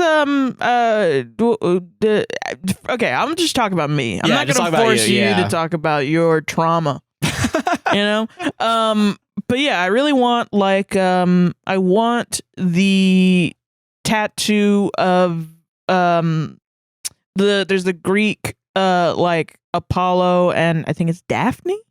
Oh, Daphne. Okay. I don't know. Where Apollo was like in love with a girl, and then to get away from him, she turned her body into a fucking tree. Oh shit. Yeah, or like he cursed. I don't know. People are gonna be like, "That's not what it is." I like it as a metaphor for like taking control of your body. Okay. Which I think is what tattoos are to me, because when I got this tattoo, I was like, I like my arm now. I feel good about my arm. Yeah. And I was like, oh, I should tattoo like the parts of my body that I don't like my flabby arms. And then you'll like them because I like them. Yeah, I understand that. Yeah. Yeah. Plus I also just, I don't know, I want there to be like I have an idea of like magnolias, which are my favorite flower, because I had a magnolia tree when I grew up. And then I want like a stork or a heron to symbolize my dad. Yeah. Yeah. I feel that's good, man. Plus, I also feel like it just looks like, as for my legs, I think it's really funny because, like, I just, whatever the fuck, I feel like legs are a canvas for whatever goofy, stupid tattoo you want. You just slap it on your damn leg. I get that, yeah. I don't know why. I had a teacher who once that they said they had a tattoo and it was like literally just like a small little moon. But they said they got it just to say that they had a tattoo, I think. Yeah. Yeah. So I feel like, yeah, anything that's like on chest and like maybe shoulder. I feel like that's worse than like not having any tattoos. Yeah. Like because I will say having one and wanting more. If I talk to people that have a lot and I'm like, yeah, I have a tattoo, and I show them one, they're immediately like, oh yeah, do you? Yeah, I get that. Does it feel like you become like a poser in that kind of tattoo community? I just don't have money. Yeah. Like I look at people with tattoos different now, where I used to be like, wow, you're so cool. It's like, and now I'm like, no, you're rich. You're rich, and yeah. Or you have a lot of debt. Or you got a lot of friends that do tattoos. Yeah. Yeah. Or you're in like a tattoo community and you are cool, genuinely. Yeah. There's a lot of people that are cool that have a ton of tattoos. Yeah. But like, people with like perfect new tattoos all over their body, I'm like, oh, you're just a rich person. Yeah, I get that. Yeah. I was like, okay, well, all right. Or you lived a period of time where you didn't have to pay rent. Maybe. Yeah, no, that's fair. Which is maybe a judgment. I don't know. Maybe I shouldn't do that. But no, yeah. I really want a tattoo that like wraps around my leg. I feel like that's very like hot. Oh, I get that. Yeah. I think that's sexy. All right, fuck yeah. I fucking want that shit, bro. Nice, hell yeah. Yeah. Nice. Yeah. But yeah, thank you very much for that coffee. Yeah, thank you. Now we got one more coffee from Kaliban. Bought 3 coffees. Thank you. Caliban. I don't know. Caliban. Cali. Whatever it is. K. Okay. Hello, darlings. Hello. I religiously watch the show and y'all are the best. Oh my gosh, thanks. I would leave this in a comment, but I really want Sarah to see this. Okay. Preface, I was first chair viola for about a decade, so we are kind of squad that way. Hell yeah, squad. Anyway, I went to a Candlelight Quartet performance tonight, and the performers had on costumes because they were playing Halloween classics. Let's go. I saw this. The first violin was Wednesday Addams, the second was a witch, the cello was a black cat. All pretty much industry standard adjacent outfits. Yeah. And the viola comes out in a Stitch onesie, like Disney Lilo and Stitch. Let's fucking go. The most viola shit ever. No one I was with understood why I found it so funny, but I knew you would. Yes. Anyway, thanks for existing and making your show. Big love. Thank you so much. That is so viola shit. My buddy is a middle school orchestra teacher who's a violist, and he did a thing. He told his class something about like that he was going to show up to their like most recent like autumn themed performance concert, and he was going to dress as the Lorax, and everyone was like, no you're not. So he showed up in a he did that thing. It was more than a onesie. It was a full skin. It was a bodysuit. Bodysuit, yeah. Orange bodysuit. He got a perfect Lorax mustache and I don't even know eyebrows. from where. I don't even know how he got that. And he just had like full on like orange shorts, and he matched the oranges perfectly, which is so him. Yeah. He's so detail oriented. And then he sent you a video that someone else took of him that night walking on the stage and doing the thing. Which apparently he walked up and went, for the trees! That's awesome. Which is awesome. Yeah. I talked to him about it because I was like, bro, you looked legitimately amazing. Yeah. Like that was like amazing. That's a great costume. Yeah. And he was like, yeah, when I put it on, I like became him. It felt like activated. I was like, I'm gonna fucking do that. I was like, you are like so confident. Yeah, that's some I could ever do that. Method acting. You get in the costume and you're just like, I'm that person. He's just like, I don't know. I thought I was gonna be scared, but I wasn't. I was like, I damn. became one with the identity. Yeah. I was like, this is who I fucking am. Hell yeah. I'm the motherfucking Lorax. I was like, fuck yeah. But it is the most viola shit to ever. Fucking nerds. Yeah. Yeah. Go really hard on a costume and everyone else kind of half-asses it or something. Yeah. And it's or the opposite. To be the odd one out is so viola. Yeah, and it's a writer shit to like not be there and just be outside just smoking a cigarette. Yeah. Which is what I totally did because I was a hip, cool teen. Yeah. You never smoked. I have never. Yeah, I don't think I've ever had a cigarette. I don't think you've ever smoked weed. Yeah, we did. We did? Yeah, together. I thought you just took edibles. No, we were at our friend's skyrise apartment. Oh yeah. We did smoke weed. We passed it around. Yeah. Yeah. Yeah. Good times. Thank you very much for those coffees, though. We appreciate it. Yeah. Thank you. That's a funny memory. Yeah. I forgot about that. Good times. If you want to support on a monthly or yearly basis, you can go over to patreon.com/APWSTR. I'm moving on. I know Sarah's laughing. I'm moving. I'm just remembering we had to pretend like we smoked weed. Yeah, we were so. That was our first time. Yeah. It's just like, yeah, you want what? You want to roll it? And I was like, no, you got it. You got it. That's you're the master at it. You seem like a guy who's really good at it. Go ahead, Josh. Sorry. Patreon.com/APWSTR. There's $1, $3, $5, and $10 tiers. The $5 and $10 tiers gets your name in the description as well as at the end of the podcast video. You also at $1 and $3, you get you can join for free for 7 days as a free trial and also get access to our Discord. There's exclusive content, ad-free releases. There's an ad-free RSS feed. You can connect your Spotify, your favorite podcasting app to it. And it's all down in the description, patreon.com, APWSTR. Definitely check it out. It helps out a lot. We also have mutual aid links down in the description if you want to talk about that for a second, Sarah. Oh, yeah. Mutual aid links down below. Palestine, Congo, Sudan, of course, as well as red cards. You can print them out. Red cards, they translate from various languages into English your rights when dealing with ICE. So when ICE is at your door, they have to have a warrant signed by a judge and they can slide it under your door. You don't have to open the door for them, which sometimes they will say is like you allowed them into your home, which is false and not true.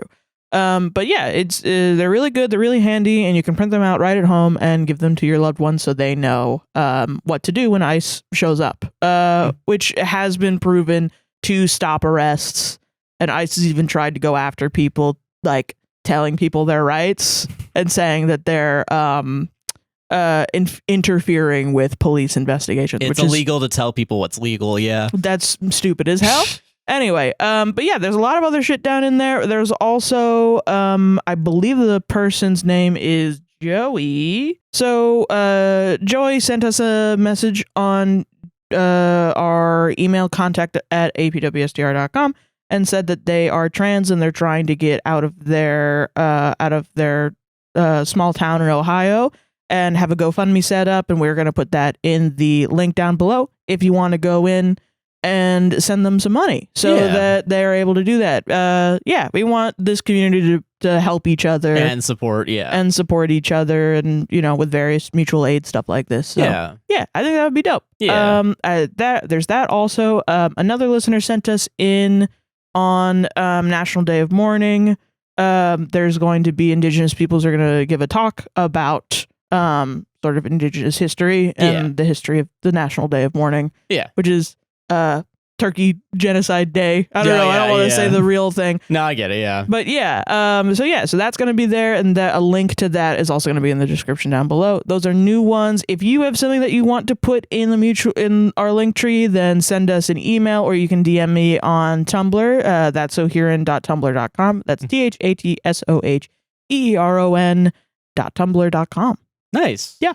And that's pretty much everything. So enjoy the rest of the episode. Again, everything's in our link tree. Go check it out and enjoy the rest of the episode. Yeah. Oh, I also might have a Beartober art print up on TeePublic. If you've been following Beartober and you want all of them together, it'll be like a little collage of all the bears that I've drawn this month. So yeah, go check it out. Go check out our merch. All right.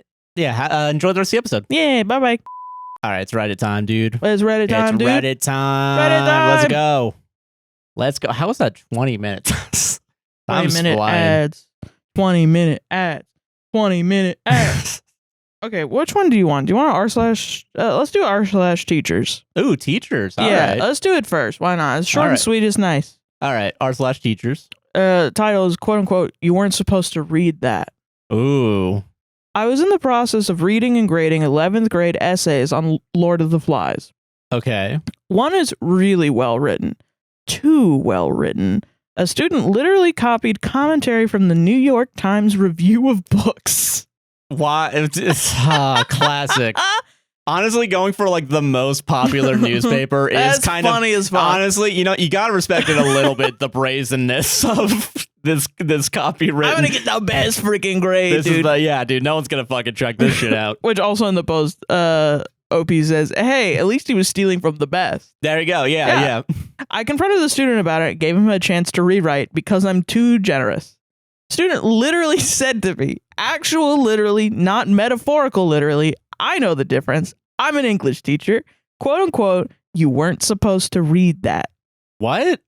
But that was your turned in assignment. No, like you weren't supposed to read the review. Oh, the review that it came from? You're supposed to just believe what I gave you. The doy. Duh. I wasn't supposed to read the words you wrote in your essay. It's not even quote unquote Thanksgiving or National Day of Mourning yet. It's going to be a long, long year. Jesus, man. Yeah. Yeah. That's a wild.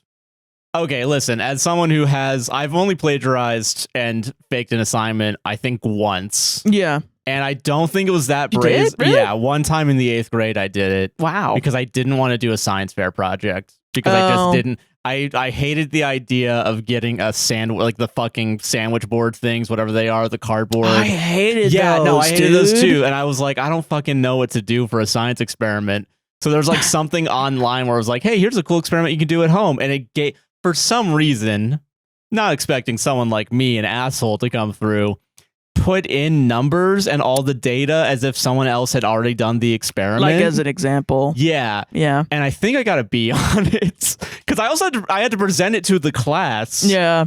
And I think people did ask me questions, and I don't remember what I said because I don't remember this fucking project that much. But like, I just remember just bullshitting my way through being like, yeah, so in carbonation, yeah, there's technically a little bit of a weight loss when you lose carbonation in a drink. Yeah, sure. I probably have bullshit a lot of assignments, not gonna lie. I think bullshitting and plagiarizing are two different ones. I've bullshitted a bunch of assignments. Yeah. I don't know if I've copied down other shit. I think probably like, there's a lot of like college, like collegiate ass shit where it's supposed to be the place where it's the worst to do that. But it's like, like if you're doing something and you're reading from the textbook and they're like, give me an answer, you're copying straight from the textbook. Yeah. And it's like, okay, that is cheating. Yeah, I think, but it's also like, I mean, when testing, like taking a test open book when it's not supposed to be.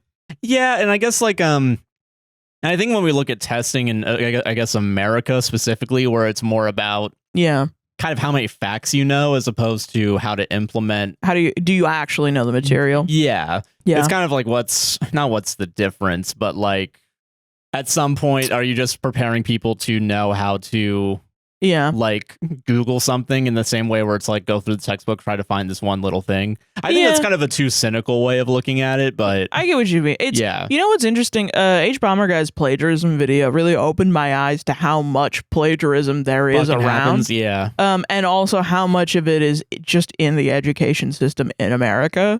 Because a lot of what he was upset about was like, like how many I think like in elementary school I was copy pasting shit from Wikipedia. That's but also it's like a childish thing. It feels like, which I guess is why I feel like some people never get, teachers just are like whatever.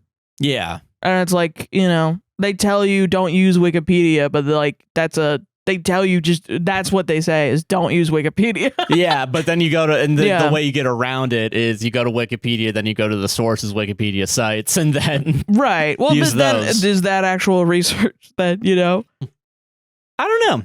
I guess I say I mean, you're still looking into it. I don't think it's right.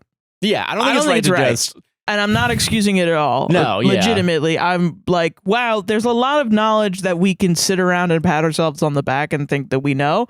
But do we know it, or are we just copying? Do we actually read it? From other people, you know. And in that way, I think like, there's the stereotype that Americans are dumb, and in that where like we literally know less things because we are just copying from some other source of information, and now our source of information is poisoned. Yeah, by fascist government. Then. Yeah, well, what? That's it. Rather than herder, I'm an American and I like big burger. Big burger, big titties. Big burger, big titties. I don't know 2 + 2. Like we know 2 + 2, but do we know 2 + 2 is 4 ones? No, we know 2 + 2 equals 4. 4 ones. What are you talking about? What the fuck are you talking about? And those same people would also be like, why do we need 100-page proof of why 1 + 1 = 2? That's fucking dumb. Sometimes the curtains are blue, dog. Sometimes the curtains are just, maybe I wanted the fucking curtains to be blue. Gosh. Maybe it doesn't fucking matter what you wanted. Maybe it actually still means some shit. I don't know. Anyway, I'm not going to go too deep on a hole down there because I'll have another breakdown. No, that's fair, yeah. Anyway, fucking, why was it such a pain to get the poster board for a project? Know. Like, I hated that. You know, I think part of it, and I'm thinking about it now. I didn't want to tell my parents I had a project. That, and also B, I do feel like I didn't know graphic design that well. And I think I didn't have terms for it. I wouldn't have said graphic design, but I feel like I would be like, other people's posters are so fucking cool. And then mine's just the plain white with like 11-point Calibri. Kind of fucking scribbled some shit on it. Yeah, to make it look like, ooh, interesting. It felt bad. Like, you know, like you get like markers, the wrong marker for like the glossy one. And then like is a little bit like it's squelchy. It's like squelchy. Hate that shit, yeah, it was awful, man. It's fucked up they make teachers do that before school. Yeah, you don't, when they don't even fucking need, like, you know, the whatever that is, they have to go. I didn't even know about it until like this year because everybody was talking about it. Like science fairs, is that what it is? Or No. It's like a literal, like they bring in some motherfucker that's not a fucking teacher. It's like a prep thing for school. So it's like, so they get, you know, they don't have summer off. They're not getting paid, right? Yeah. So they're all summer, whatever. And then right before they have to go back, they're like, all right, let's give you like the district's new, you know, let's get into policies on teaching for like preparation or whatever.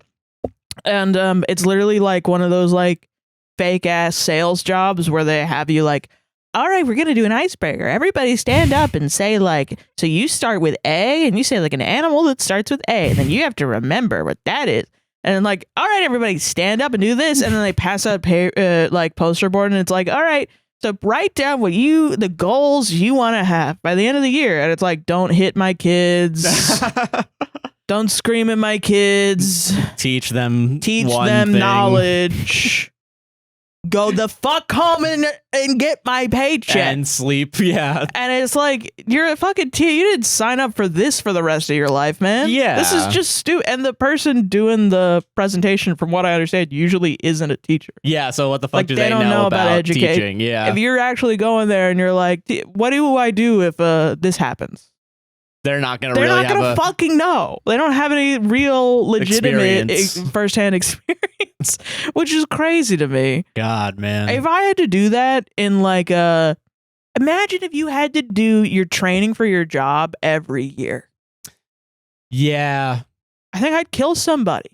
I think the only time I've ever had to do that was when I was not even at Disney. I was at Universal. Disney does have its own university, which I think is insane. Yeah, no, it's not. We don't even need to go into that can of worms. Yeah, that's a whole thing. But I do remember, like, I would have to relearn the alcohol. Like, you can't give alcohol to minors. Yeah. And but also, I think that makes sense. No, that makes sense. Yeah, but also it is like it's funny to me because it feels like every year it was more like, okay.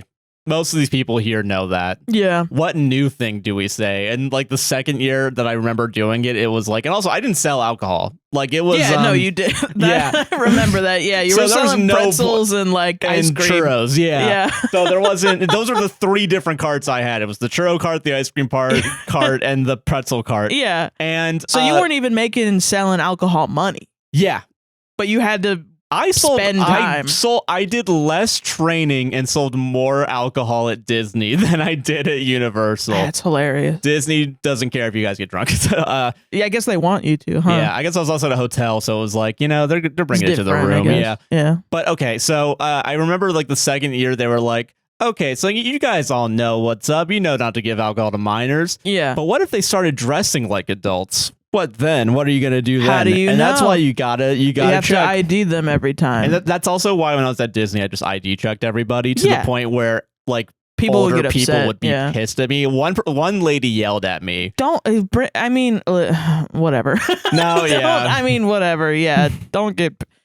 Service workers usually aren't even thinking about you. They're just trying to do their damn job. Yeah, and don't yell at them. I'm not going to jail. Yeah. The way they also, I will say the one thing they did put in the mind, which I do think is the correct one also, which I don't think, okay, the reason why you shouldn't sell alcohol to minors isn't because you're going to go to jail. It's because alcohol's a bad thing that you shouldn't give to minors. Yes. However, I mean, saying that, like, they're going to not even try to deceive you. They are going to give you their real ID that tells you that they're 19, and if you decide to say whatever, or not even ask for an ID, your ass is going to jail and you get fined. Well, like, I'm sure there's some idiot kids out there that are like, they don't even look. Yeah. Which is like, yeah, they fucking do. Yeah, they do. Yeah. I'm sure there's some kids that do that bold-faced. Like, if I just give it to them, they're going to be like, yeah, whatever, it's fine. I just have to go with confidence. Yeah. And honestly, there are probably some motherfuckers that are like, you're confident, I don't give a shit. Yeah, whatever. Yeah. And then they get their ass hauled out of the fucking place. The world is a hellscape, yeah. Yeah.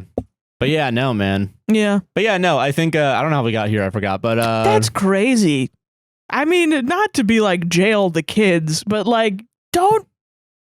It should be on the kids for trying to buy alcohol. Well, okay, so what I'm saying right now, okay, so here's what Orlando You're trying police... to commit a crime. No, okay, so Orlando Police Department, right? Also, yeah, you're right about that. I think in a regular day-to-day, like, maybe... Like, I know you're stupid, but you're still trying to commit a crime. Yeah, I understand drinking. what you mean. Yeah, are you trying to get someone? You're at least an accomplice. In yeah, it. like the guy is just trying to do his fucking job. Yeah, and I guess he should do his job, but like I don't know. Maybe that's also, crazy. Real quick, also, if you're also working the stand and you give your drinks to someone who did ID, you also have to make sure, because in some countries the drinking age is 18. Yeah, you got to make sure they don't just give it to another person while they're still in your fucking eye, like within reach. Yeah, like I mean, I know, like I grew up. My high school is right across from a CVS, and the kids would go there all the time. Like I would go there, I'd buy Monster energy drinks, and now every time I laugh a little too hard, my heart hurts.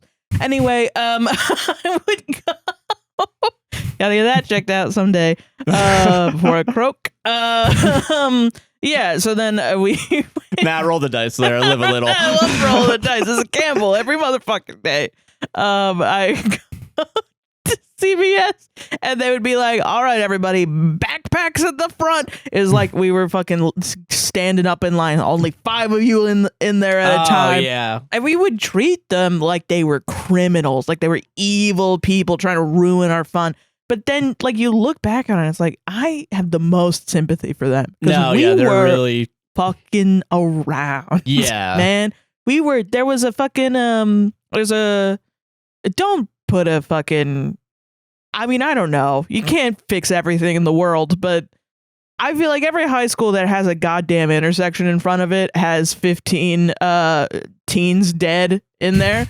And there were so many times their teens just running in the street. And because they didn't want to go 30 feet to cross the street the normal way. Yeah. We would just run across this street in front of traffic. And then you would get inside and you were alive. You escaped death. So you ran around CVS and tried to, I don't know. With a new lease on life because you didn't get hit. On life because you didn't get hit by a fucking Ford F-150. I will say, as someone who went to a high school that was on a literal highway, yeah. That's the most American shit ever. Yeah. High school, right up across from the liquor store, next to a bar, across from an intersection. Yeah, literally. God bless. And if you don't believe me, look up Edgewater High School on Google Maps right now. Yeah. Okay, so this is what Orlando PD would do at Universal. Sorry. So what they would do is they would find people that were like 17, 18, and like they would actually make them go out of their way to try and get alcohol as part of like sting operations. That's what they would do. Oh, like that's what I was trying to say earlier. Yeah. I see what you mean. Okay, yeah. So yeah, sorry. That makes sense. Yeah. Like give him a fine. Give him a fine. Yeah. Yeah, don't send him to jail. I think that's crazy. That's crazy punitive. But it's like you're the one the one that's trying to commit the crime. I don't know why the guy that just made a mistake is like the one going to jail. That's crazy to me. I don't know. I think probably at some point there's like, yeah, I want to get kids drunk. There's probably some people like that. I think that's what it is more than anything else. I think there's some people that don't care enough. And also I'm willing to bet some people wouldn't care enough if it meant they got a nice tip, you know? Like, yeah. So I think that's the reasoning behind it. So. Yeah, like your morals are too gray to be handling alcohol selling. Yeah. Which makes sense. Anyway, don't plagiarize. Don't cheat. Plagiarize. Solved it? Don't cheat. Or else you're going to try and buy alcohol, I think was the point of that, I think is what we were trying to say. I don't know. I don't know what's going on. You said I don't know. Nothing of what I just said I actually believe in, so you can't hurt me with it. All right, I'll start off with an actual simple one because I'm a nice person. I'm a good fucking person. It's okay. Okay. Am I the asshole for being annoyed over a cabana? Sun got in my eyes. Valid. What do you mean? Yeah, that's fucking annoying. The sun? Yeah. Get out of here. Yeah, when I'm old, I'm gonna walk outside of my front porch and shake my cane at the sun and be like, YTA! Old man yells at sun, yeah. I get it. Old man yells at cloud. Oh, God. We gotta watch more Simpsons. Okay. That's merch, man. Yeah. I'm doing that. I'm making that soon. So I, female 35, am currently on holiday at a resort with my friend, female 35, who I love dearly. Okay. At the hotel, there are a few coveted cabanas that are first come, first served. This morning, I got up early and forewent breakfast, hoping to get one for us. All already were, quote, reserved with towels. The pool manager comes and I ask him about it because they have signs all over that if the cabana is unoccupied for more than 30 minutes, they will remove your stuff so someone else can use it. Okay. The manager tells me everyone came down at 6 a.m., put down their towels, and went back to bed. It is around 8, so I ask him if that means they should be free now because of the 30-minute rule. He agrees and frees one up for us. Huh. I lie down, my friend joins me, and I tell her the story. We agree that should someone come and try to claim it, we will show them the sign and point them to the manager. Oh, okay, yeah. Yeah. An hour later, a woman comes up and says we're in her cabana. I tell her that the manager freed it up for us because of the 30-minute rule, but she calls the manager over, who tells us we can switch to the next one, which has already been empty for 3 hours. The woman says no, her friend is reserving that one. I'm a bit annoyed at that point and say again, well, there's a rule and I don't think it's fair we have to move. Yeah. My friend then chimes in, oh, there's an edit. Oh, fuck. There wasn't an edit earlier. This is getting crazy. Okay. Shit's getting real at fucking Marriott. This is Daytona Beach. Hold on, I've got a good joke loading. Hold on. This is Cabana Nanas. I'll let you sit in that shame for as long as we need to. I don't care if it makes me edit longer later. When I leave this podcast, there will be a single gunshot and the birds will start singing again. I rewatched that bit. So good. Really good. Okay. My friend then chimes in and says it's fine, we will leave. I accept, I don't want to argue further. We pack our stuff and then my friend walks up to the woman and apologizes. She says the manager said it's okay, we're really sorry, we didn't know it was occupied. The woman says it's okay and shoots me a dirty look. My friend and I are now at a different spot with regular sun loungers, and I'm trying to get back to regular happy holiday mood, but I'm honestly hurt that she didn't have my back. She says I am ruining our vacation by being so silent, and I get her point, but I'm trying really hard to not feel hurt. I feel she cared more about that lady she will never see again not being mad at her than supporting me. And even though it shouldn't matter, it feels like I am the angry black lady where my white friend is, quote, the good one. Oh. On the other hand, I understand it's stupid to be mad about a thing with a fucking cabana. I know I will calm down in a bit. That does change it a lot. Yeah. I know I will calm down in a bit, but am I the asshole for needing some space and time to get over the feeling of being unsupported? At first I was like, why the fuck is everybody like ignoring the rule? Like, why is everybody ignoring reality to make you seem crazy? And then racism. Racism. Everyone's racist. Okay, I get it. Yeah. Edit, thought I'd give you a quick update. I am thankful for all of your comments. I just read all of them. So my friend and I talked it out. I told her I was hurt by her not having my back, and she apologized and explained that this confrontation was just very uncomfortable for her. Right. Some of you clocked it. She is in general rather conflict adverse. Yeah. And she would have much rather not been in the cabana than having to potentially deal with a guest. I told her I understand this, but I wish she had communicated this clearly to me. I would have left with her long before the lady came because I think us enjoying the day is more important than having the softest bed around the pool. Yeah. She understands why her apologizing felt like throwing me under the bus. Yeah. Please don't think of her as a bad friend from this one interaction. You're only getting my POV. And also, she has been a great friend to me for 12 years and is amazing in many, many ways. Oh, nice. We go on holiday together every year, and this is the very first time we've had any, quote, issue with each other. So in summary, we are good and spent a nice day on the Sun Lounger. Yeah. Crazy to me was the cabana lady actually walked up to us around noon and apologized. She said she hadn't known about the rule, apologized for how angry she was, and said she could have handled it better. Oh. She then came up again later and told us the cabana just freed up and they're holding it for us. We told her no need, thanks, but that's really sweet of her. That's nice. So sometimes people can really surprise you, and I'm very happy about how the rest of the day went. So thanks, Red. I'll toast to you with my next cocktail. Honestly, manager's the asshole. Yeah. Fucking stick to your rule, dog. You shouldn't be like, what do you guys want to do? I know, it's your guys' thing, not mine. That's so like, I mean, I know. I don't work here. Like, shit, man. Your job is to enforce the rules. Yeah. You made why do you have the rule? That would piss me off by itself. Why do you have the rule if you're not going to fucking do it? Anton Chigurh asks if the rule led you to this point of what you supposed to the rule. Flip a coin, motherfucker.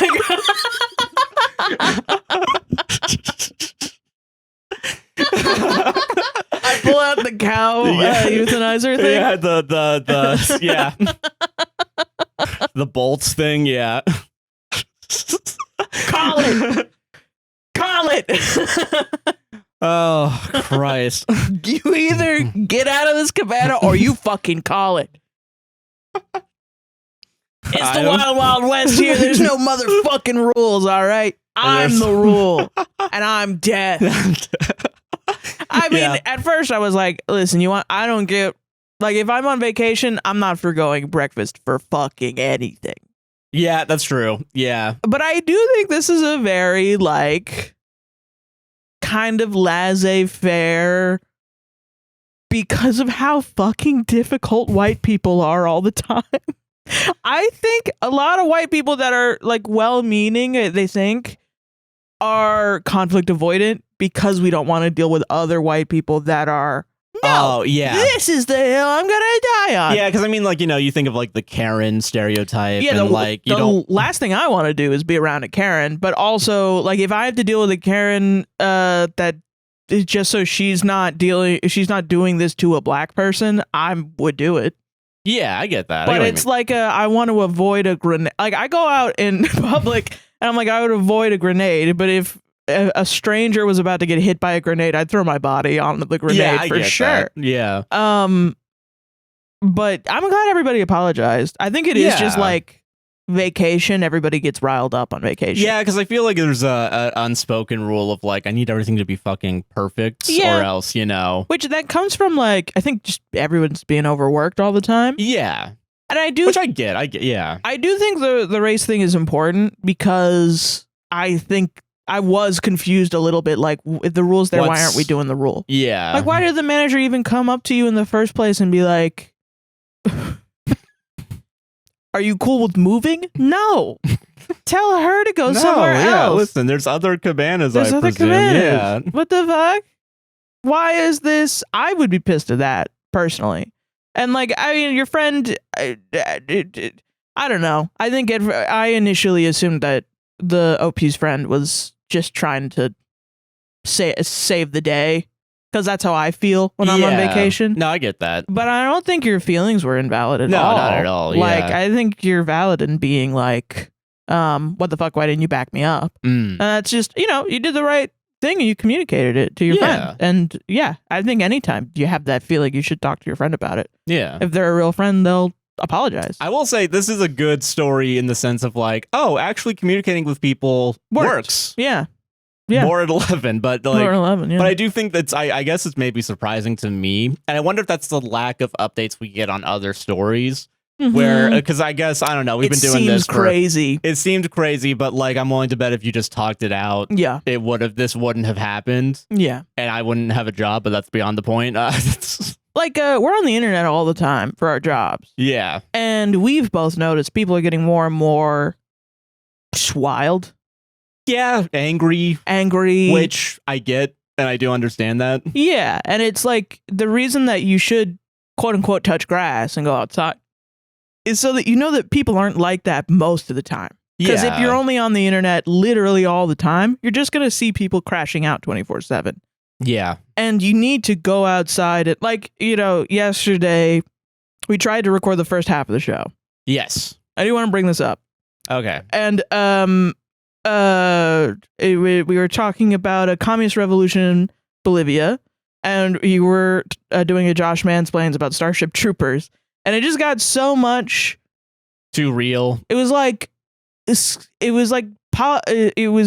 topics that were skating around like politics, you know? Yeah. And and this isn't to say we don't want to talk about politics. No, because we do. Yeah. You know, I think we do.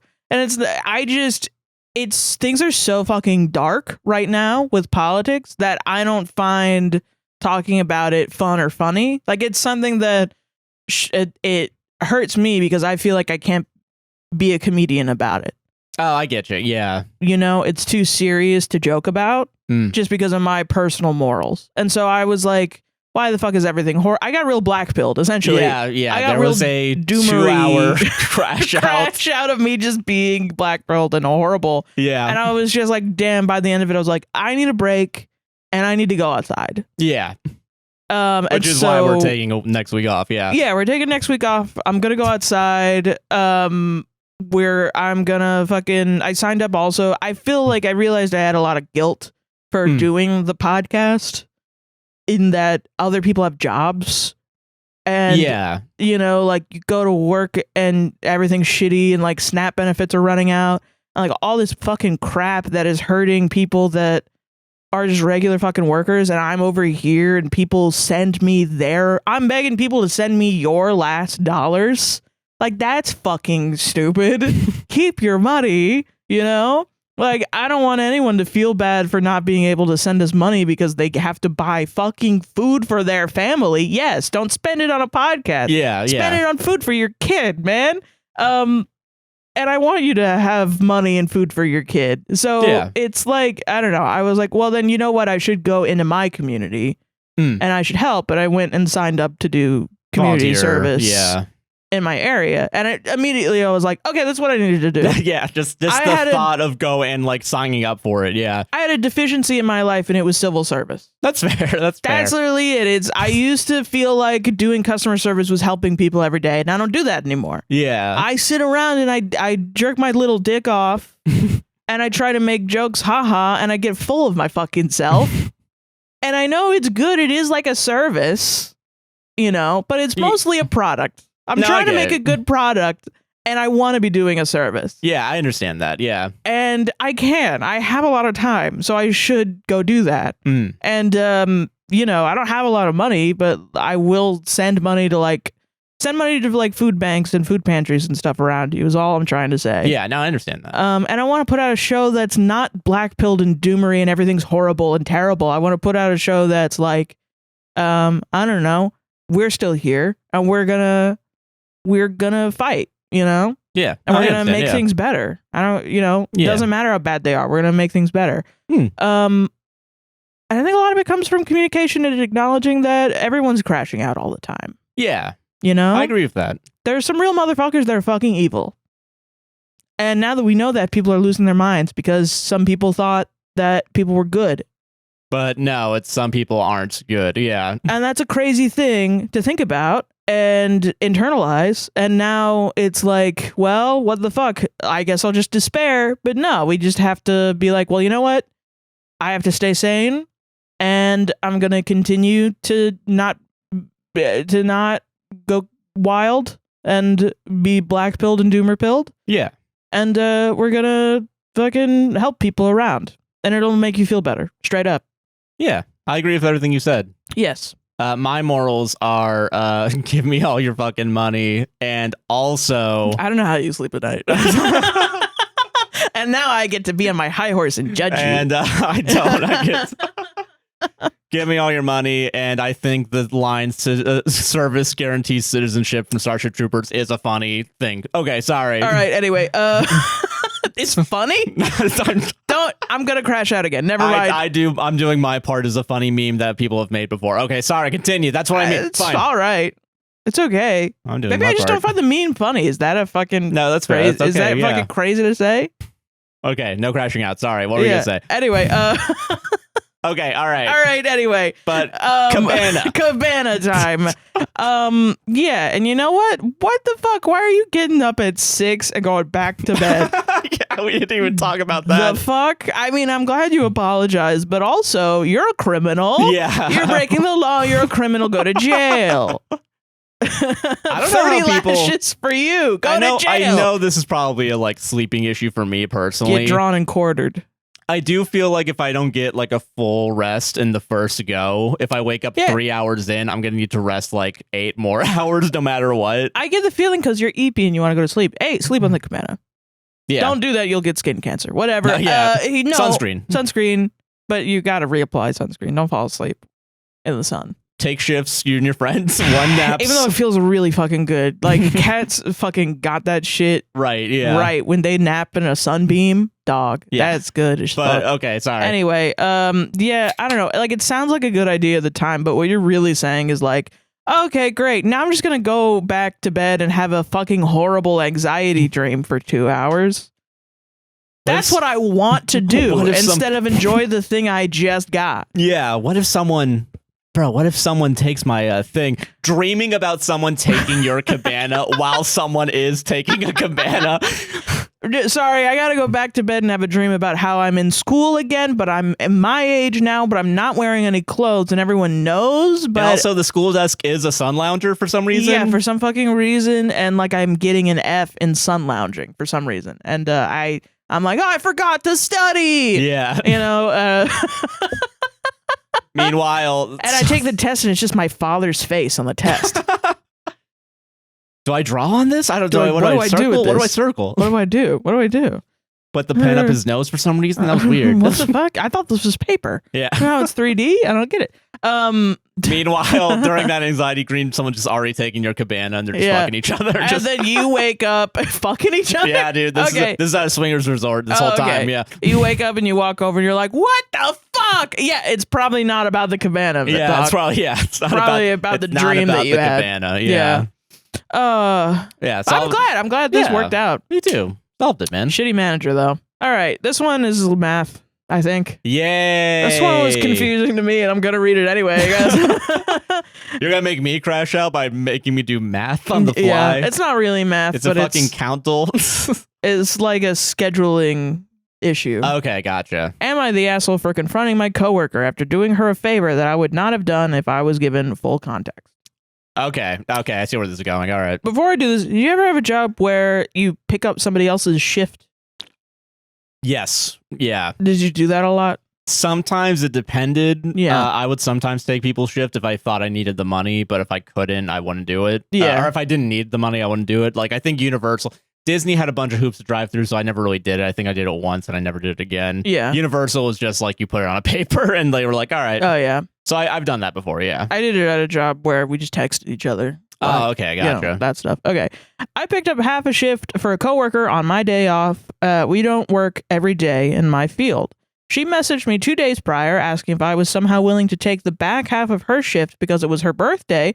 She did not want to work on her birthday. She then said that nobody else she asked said yes, and I was her last resort.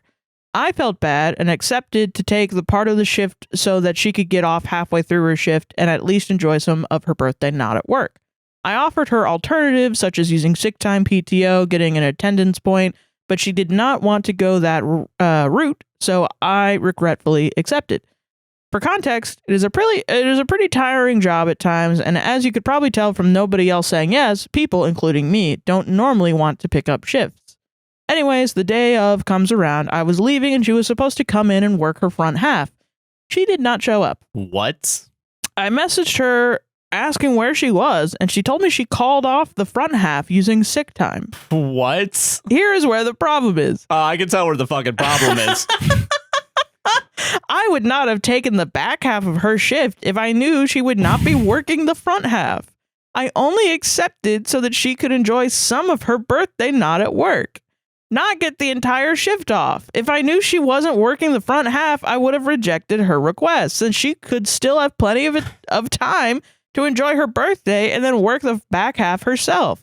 I was caught off guard. I felt tricked in a sense and voiced that to her. She proceeded to say what she told me, she proceeded to say she told me, which she did not, and then say that it was quote unquote none of my business, and she does not see the issue. She also said that I offered to take the shift, which I did not, and that I was still helping her out regardless, and it should not matter whether she was able to get the front half off. I understand what she does outside of work is none of my business, and that technically did not affect the shift I was picking up for her, However, I was doing her a favor. I told her the only reason for me picking up the back half of her shift was so that she would be able to enjoy some time on her birthday, not at work, and be able to celebrate it however she chose. Our conversation went in circles, both of us thinking we were in the right. So I ended the conversation and it was going nowhere constructive. I ended up not making a bigger issue of it and just working the back half of her shift. I consulted others and most seem to understand where I'm coming from. However, there are a few others that see where she is coming from and that I should not be concerned with the fact that she was able to get the front half of her shift and by extension the whole shift off. I'm over it, to be honest. I decided just not to do her any more favors. What's done is done. However, it seems to have upset her and her roommate, someone I work every day with. I work every day shift. Someone I work every day shift. I am curious about other people's perspective on the matter. Okay, listen. I think the people that are taking her side are just too worker pilled, man. Oh, yeah, a little. Yeah. And I understand.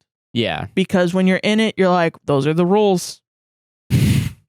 Why do you care? Yeah. Because they think. But it's not, there's some more context around it that isn't what you would find in an employee handbook. Yeah, like OP isn't a manager. OP is just a worker. Yeah. Like OP wanting to know whether or not she was able to have time off for her birthday is pertinent information to OP. Yeah.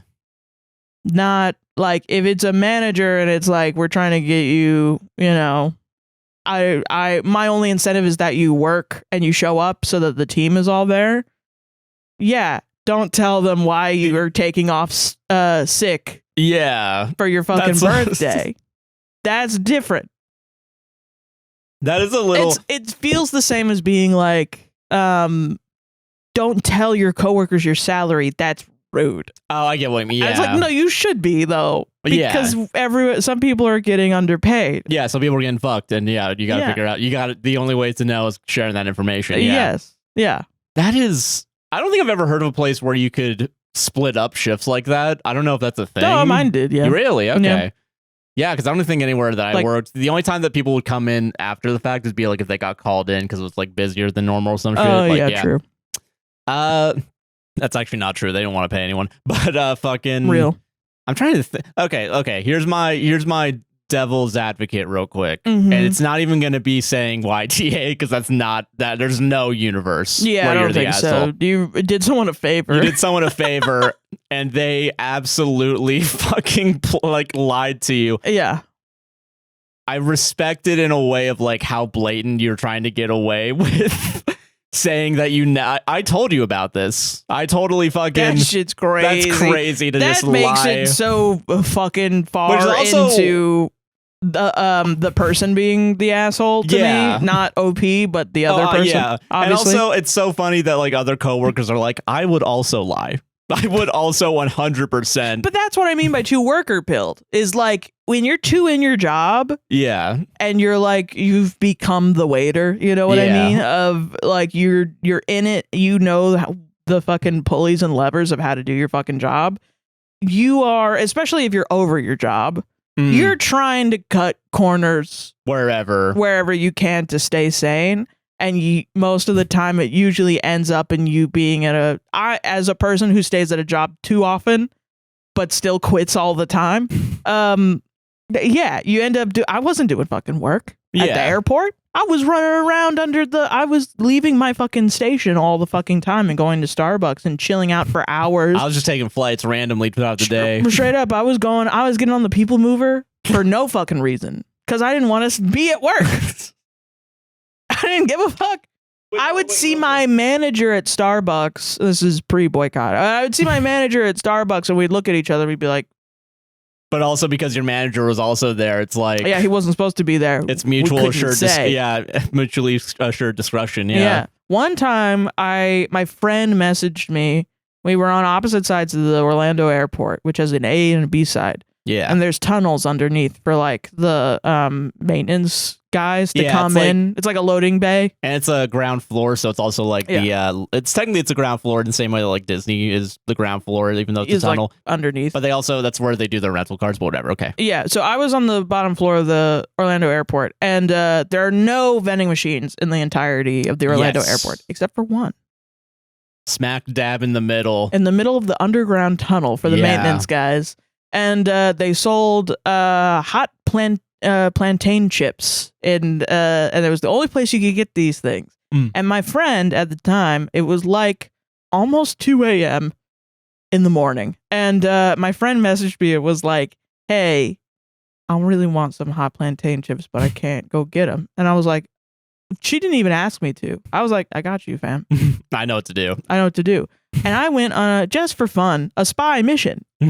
Dun dun dun dun dun dun dun dun. I fucking went underneath and I got her some plantain chips, and then I went because the tunnels connected both sides. Yeah. I showed up on the other half of the fucking thing and dropped her some plantain chips. I think it's so funny too. You coming out because I knew the way that you would get through the tunnels, from what I remember, is you would go around the rental car. Like, so you'd come out of like the loading into your rental car. Long fucking thing. Well, because also at our job there were little mailboxes where you could drop off the little toll pass thing that we gave people. Oh yeah. So it was part of the job where one person would be designated the mailbox person, and you could decide throughout the day when to check the mailboxes. So people wanted that job because to be trustworthy. I'm I'm gonna go get the mailboxes, boss, for sure. And then you would come back with like 16 coffees. I think it'd be really funny if you were like, "No, guys, every time I took one out, another person came in, put it in. So I just decided had to go back round again." Yeah, just making sure. And there were more. So we have more of them now. Don't be mad at me. So I'm doing my job. What do you do? I had to walk the entirety of the airport. I don't tell you how to go over there and flip your fucking burgers, all right? Listen, yelling at the McDonald's person. They're like, "I don't even know what you're talking about. I don't even make a living wage." Yeah, you don't know what I'm talking about. Which would be so fucked up, too. You don't know fucking shit about what goes on around here. We got paid way too much, too, to do all this. Awesome. I know, it was awesome. Like, every time Northern Lion comes back from Orlando and says that nobody at the Orlando airport works, he's right. He's for sure correct. Yeah. Like, that's the one place where you could be like, I had bad customer service and it's the customer service person's fault. I'd be like, yeah, probably. You know what? Yeah. Probably, yeah. Honestly, listen, I love airports. I love, the layout of them, but yeah. I love that airport. It's a fucking adult's playground, man. Yeah. You can do whatever the fuck you want. We were not fucking working in that place. Mall rats, but instead of a mall, it's the airport and you're just on the helipad. We were just doing that. We were going up to the... Yeah. Yeah, no, because you and I've done that too. Yeah, because it's public, technically. I had a manager that was having a tryst with an employee, a romantic tryst. Yeah. And she would go up to the roof and have her romantic trysts when looking at the helicopter helipad at the top of the airport. I remember you telling me that because I was right now just thinking, did we ever fuck up there? You told me someone fucked. We didn't. Yeah, no, we didn't. No. Yeah. I had lunch up there a lot, though. No, that's fair. It makes sense. It's a good view. Yeah. Yeah, solved it. I don't know if I remember what the thing is. We'd go to fucking Hemisphere all the fucking time, dog. Oh yeah, that's the restaurant. Yeah, it's essentially the same restaurant as the one on the ground floor, the one that's the little bar. The Hyatt, yeah. Yeah, the Hyatt restaurant, the bottom of the Hyatt. Yeah. But then if you go to the fucking front desk, this is a pro tip. You go to the front desk of the Hyatt and you say, "Can I go to Hemisphere?" They'll give you a card. Even if you don't, you're not a person that whatever, because it's just a fucking restaurant. Who cares? And then they'll give you a card that you can put in the elevator and then to go to the top floor. And it's a fucking it's a restaurant with like cloth shit. And then you can just like look outside and it's all the same food from the restaurant down below. It's just like $3 more. Oh, it makes sense. It was. I don't know what it is now. Yeah. Also, if you ask for the card, you could just like walk away. You don't actually have to use the card. No, they will be like, "Give me the card back." Never mind. They will see you. Fuck. Yeah. The only way to get down is by the escalator and the stairs, I think. Ah, gotcha. Damn. Which they just look at. You're telling me they don't have an infinite supply of cards in that little, like... No, they do. 5 meter desk? No, yeah. I don't know. I'm not going to fuck with those guys. That's fair. They work at the Hyatt. Yeah, they can tell the fucking chef at the Orlando airport. It's the same. It's the same fucking chef. Like they could go tell him to spit in my. It's the same soup in the same clam bag. soup or whatever, clam chowder or whatever it is. I got all the time. Yeah, but yeah, solved it. Not the asshole. Fuck your friend or whatever. Yeah, not the asshole, dude. What was the story? I don't fucking remember. I don't even remember at all. All right, okay. This one, I'm gonna do this one. Okay. Yeah. I think my point was that sometimes when you get too into a job, you're like, them's the rules. And I break the rules all the time. So if you start, chastising people for breaking the rules, then I'm also on the chopping block. So I'm also going to defend that person. And it's like, yeah, but it does hurt people sometimes. No, yeah, that's fair. Yeah. So. Yeah. Fair enough. Yeah. NTA, your friend is TA. Yes. And honestly, they just sound young. Yeah, that's fair. I also solved it. Yeah. Today I fucked up by hitting on my married coworker. Okay. My coworker, a guy in his late 30s, is the nicest, funniest guy I've probably ever worked with. I was new to the job, and around a month ago, he showed me around the whole place, made jokes to lighten me up, and overall made me feel so much at ease. Mm-hmm. During this month, we became quick work friends, and he really helped me out in settling in. I was debating whether he liked me or not because he was very nice to me and went out of his way to bring me things such as extra coffee and things I like that. So I just decided to take a chance and flirt with him at a work party. Parentheses, all caps. Oh, no. He doesn't wear a ring. Right. Okay. You didn't know. Yeah, you didn't know. Yeah. I was slightly tipsy and definitely laughed a lot more than I would normally at his jokes, among other things, when a beautiful woman walked in apologizing for being late, and then they kiss, and I immediately want to kill myself. Oh, no. I looked at him comically open-mouthed and said, "You're married?" He looked at me and he said, "Yes, very married." This happened yesterday and I have to go back at work tomorrow. I know it isn't the end of the world, but it's quite mortifying. TLDR, I potentially made a great friendship awkward. Update, there wasn't an update when I first read this. All right, let's go. I want to know. I will make this short. Went to work and did not see him until lunch, which was not very unusual. I think I was slightly awkward, but tried really hard to not be awkward, but not sure how much that worked. I think I said something like, last night was crazy, how's your head or something?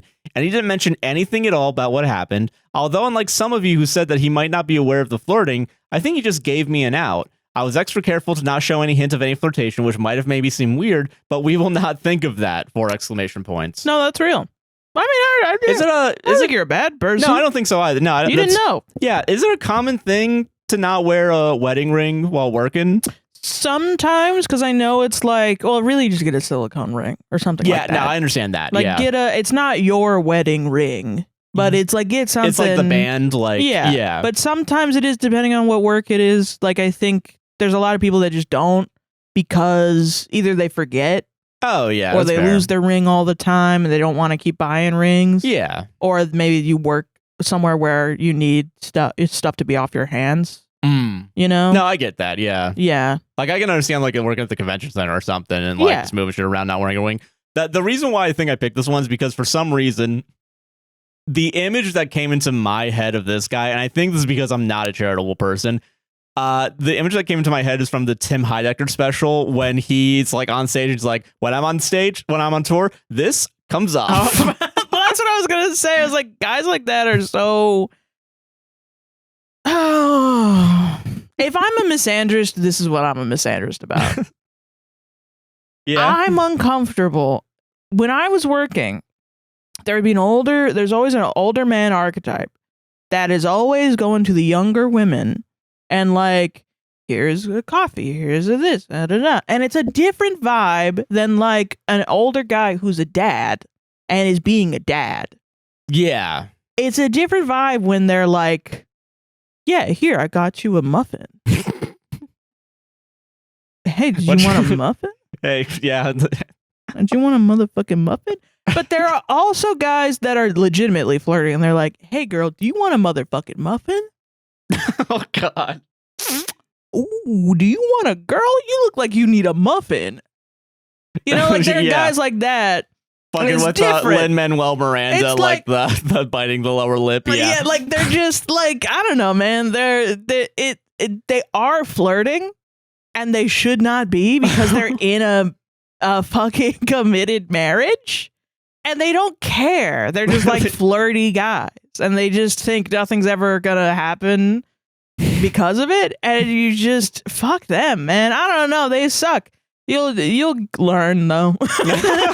You'll learn how to spot them. No, yeah, that's fair. Because there's a lot of them.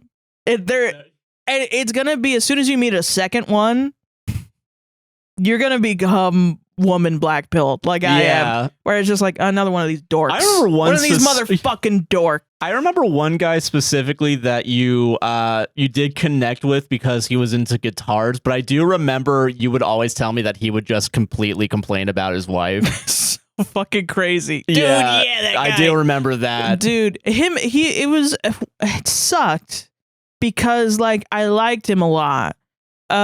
Because he was in a rock band and I was in a band at the time, and like we talked about guitars all the time and music, and I really like classic rock from like the 70s, and he was very much into classic rock from the 70s, and you know, he was like an older rich. When you were into guitar, you kind of are forced to hang out with older white dads. Yeah. Because that's the majority of like guys that really like guitar. Yeah. Unless you're dealing with like whiny indie guys that are all have sexual assault allegations. Won't admit that the latest Tame Impala album sucks, probably. Yeah. And also, not to say that the older white guys don't have sexual assault allegations, they probably do. No, yeah. But you know, whatever. So like, it sucked because I liked the guy, and his friend also was he would also complain about his wife all the time. But it was just like their vibe. And it was just, they were a wacky couple of people. Yeah. And they were fun people. But yeah, he would just be like, my wife, all she does is read her Bible. And all the time with guys like this, where they would be obviously married and obviously in a relationship or something, and they just come to me to complain about their spouse, because I'm not going to put down a woman because that's gross. I would be like, what do you like about your wife? You know, you're always talking about what you don't. Hey, you know what? What do you like about him? Which I do recommend. Tell me about. I'm interested. Tell me about what caused you to marry your wife and what made you fall. And there are two things that will happen. Yeah, can I do one of them real quick? Yeah. I like it when she doesn't read her Bible, which is fucking never. And that's the one that guy did. But there's also like they rediscover that they love their wife by describing what made them marry their wife. And usually if it's an older man, you can frame it with like, I'm not married yet. What did you like about your wife? And an old man can't resist giving a young person some advice. Holy shit. They'll be like, well, she, you know, when I met her and and then by the end of it, they're like, why am I talking to you? Yeah. Like, wait a second. And then you're like, wow, you're like a fucking dog. You're like an animal. It's like, oh, not in front of me. You're in front of me. Yeah. I don't like that other lady. I like you. No, I don't. I like my wife. What the fuck? And that was just fun to see and manipulate out of a man. Yeah, that's fair. For sure. Yeah. And then I met her. Yeah. She was the coolest, hottest woman I've ever seen in my life. Long red hair, completely tatted up, driving. She was the driver of the car, driving like a truck. Hell she yeah. looked like fucking Stevie Nicks.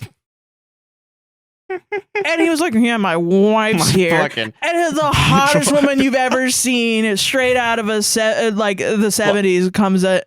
Like a Playboy model, fucking. Not even, just a regular ass woman, but just like, oh my God. Like, whoa. All right, that's fair. Like, holy shit. Sorry to center it back on men, but bring up Playboy. But yeah, sorry. Like, I'm not sexualizing her, you know. Okay, she's still fair. A mom, and she drives a fucking, you know, a car, but she's still like, wow. That's who you're fucking complaining fucking about around on, you fucking loser. And that's kind of the point, is like with dudes like this, you get close to them and then you find out more about their personal lives and you're like, oh, you're a bum, dog. Yeah. Yeah, you're a bum. Why am I friends with you, actually? And then his friend also, he would complain about his wife, but only because she was a vegetarian. She wanted him to be vegetarian. And then he would before work, he would go and get 2 burgers to eat before work because he just loved burger. And then he would spray his car with Febreze. And he would go into work, come back out, eat the stale burger that he left in his car, and then spray it with Febreze again. Listen, I know the airport food is more expensive. He would also eat at the airport. So yeah, just what? No, he just couldn't stop eating burgers because he couldn't eat it at home. He would still eat his wife's food too, probably. Like she wasn't a bad cook either. No, yeah, it's just that she wouldn't make burger. She just loves burger. Oh. But shit, man, I didn't have a car, you know? Yeah, no. And someone had to drive me home. Yeah, no, I get it. Yeah. Yeah. Oh. Anyway, it's okay to fuck up. I understand. Yeah. Yeah, it's all right. You fucked up. And he should have made it more clear that he was married in the first place. That's fair, yeah. Even if you don't have a ring on, why is he not talking about his wife at work? Yeah, that's a little sus. You should be talking about your wife at work, I think. Yeah. And then there was another man there who was like the dad. He was like a Colombian dad. He was very old and he was very sweet. And he would just smile all the time. Oh, yeah. Everybody loved him. He was the nicest man ever. And as anytime you talked to him, it was about 3 things. It was his wife, his kids, or a jacket that he wanted for Christmas, which was the military jacket style, the military style jacket that the first guy I talked about was wearing. He was just like, everyone was like, wow, he's so cool. So the little old Colombian dad guy was like, I want a jacket like that. Ah, that's nice. And then I think all the dudes got that kind of jacket. Oh, wow. Damn. Yeah. Damn. Trendsetter, man. Yeah. I think to sum it up very quickly, my thought is more like, if you're a man at work and you're not talking about your wife at home, I'm judging you. Okay, that's literally it. All right, yeah. And it's this guy is the asshole, and you got him in trouble because why the fuck isn't he telling everyone about his wife? That's ridiculous. Yeah, I'm gonna talk about my wife at work real quick. I talked about you all the time. Yeah, I talk about Abigail on. Apparently, you're not even paying attention to her, which makes me feel better. At least it was r/Tales from the Front Desk. Okay. The title is "There's a what in your bathroom." Yeah, okay. There's a what in your bathroom? I didn't even know the sub was a thing until today. I used to work front desk at a small hotel in southern Thailand years ago. Wild job. I was young, didn't care much about anything, ended up meeting my wife there, actually. That's nice. One night, this couple checked in late. You could tell they'd been fighting all day. I gave them their key, smiled, moved on. Maybe 20 minutes later, the phone rings, and it's the woman whispering that there's a snake in their bathroom. What? So I go with the night guard to check it out. Sure enough, small green snake wrapped around the towel rack. The guy starts yelling that we put it there. What? To get them to pay for an upgrade or something. What? No. Total meltdown. Hey, you want to check in? Hold on, let me. Hey, yeah, you got a snake? Put it in their fucking bathroom. They have the office of the snake wrangler. Oh, yeah, Bob, I got some snakes lying around over here. Yeah, you could check in. Dude, the second they go in, they close the door, lock it, like someone in the hallway with like a box of snakes is just like probably like making them slither underneath the door. Yeah. Yeah, like the AC opens up and a little snake comes in. I'm pretty sure there's a Sherlock Holmes short story about that. Guard just walked in, scooped it up with a broom, took it outside. 2 minutes, done. Woman kept apologizing. The guy wouldn't stop complaining about quote-unquote standards and quote-unquote American service. They left the next morning without checking out. 2 days later, she came back alone, booked a few nights, said she just needed quiet. I gave her a discount and a room far from the jungle. We still joke about that snake sometimes. She says it probably saved her life. Wow. I mean, yeah. Dude, what the... He met his wife there. Jesus. His wife was the woman in the story. Oh shit. OP married the woman in the story. That's what I'm trying to... No, that makes sense. Yeah, because I was wondering like, she why left are you talking immediately. To her? No, it's just... He married her. Yeah, that's nice. Okay, that's nice. Yeah. That's really nice. Don't be mean to the people at the front desk, people. They'll steal your wife. They'll steal your wife. And they'll plant a snake in your room. To steal your wife, yeah. To steal your wife. That's a crazy thought to have, like someone planted. Because okay, if there's something wrong with your hotel room, usually if you're at a good hotel, they upgrade you for free, or they change your room for free, or they just fucking fix it. Yeah, yeah. Like what are you? Most of the time, if it was something that's fixable, they would rather do that than pay for a room upgrade. If you're getting a room upgrade, most likely it's either you're like, I don't know, they fucked up a lot. Yeah, no, I get that. Or it's something that's not going to be fixable within like 10 minutes. Yeah. No, that makes sense. Yeah. Because I also know, I think I've heard some people, like people at the front desk, like if you ask for like a request with your room specifically, most of the time they try to do it. Yeah.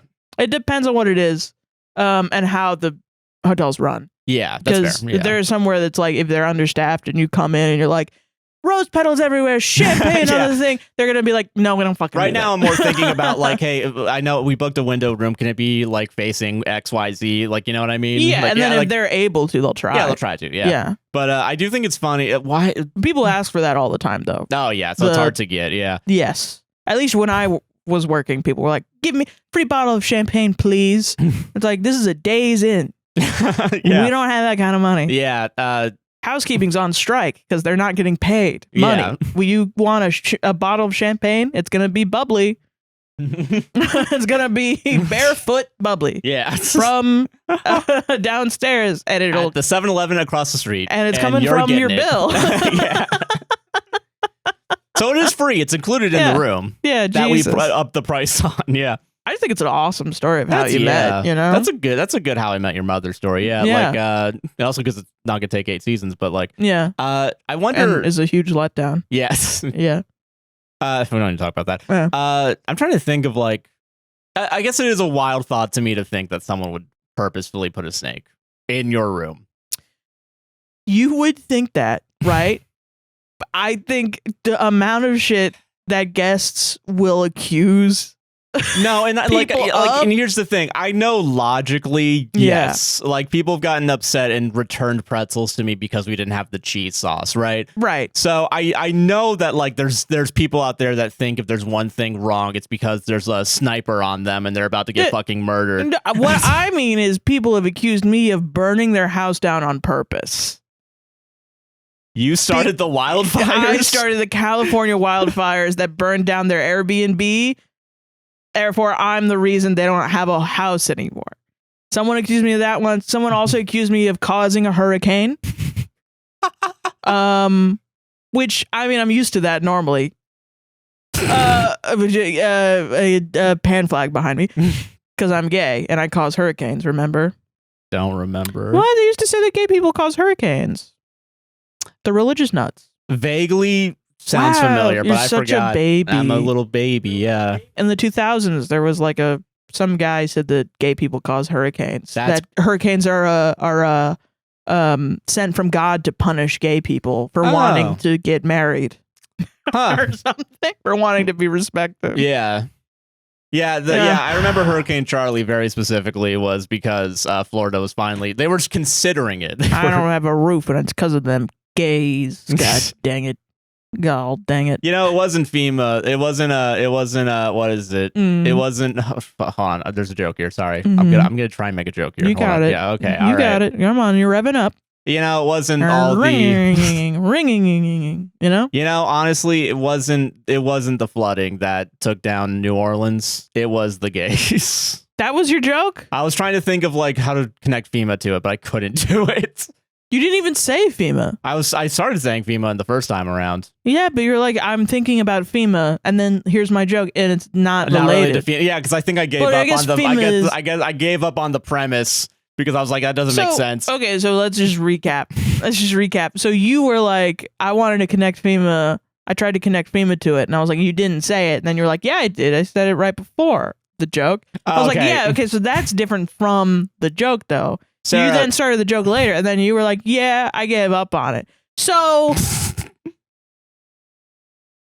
does everyone understand when I'm like, he lies all the fucking time? to my face. Okay, here's what I was trying to do. I finally figured it out. Yeah. I think that's a funnier conspiracy theory to be like gay people caused horrific hurricanes than to be like FEMA sending people to death camps for some reason. Why are you thinking about FEMA sending people to death camps? Because FEMA is always the one that goes in after the facts. Yeah. And like people, because they have...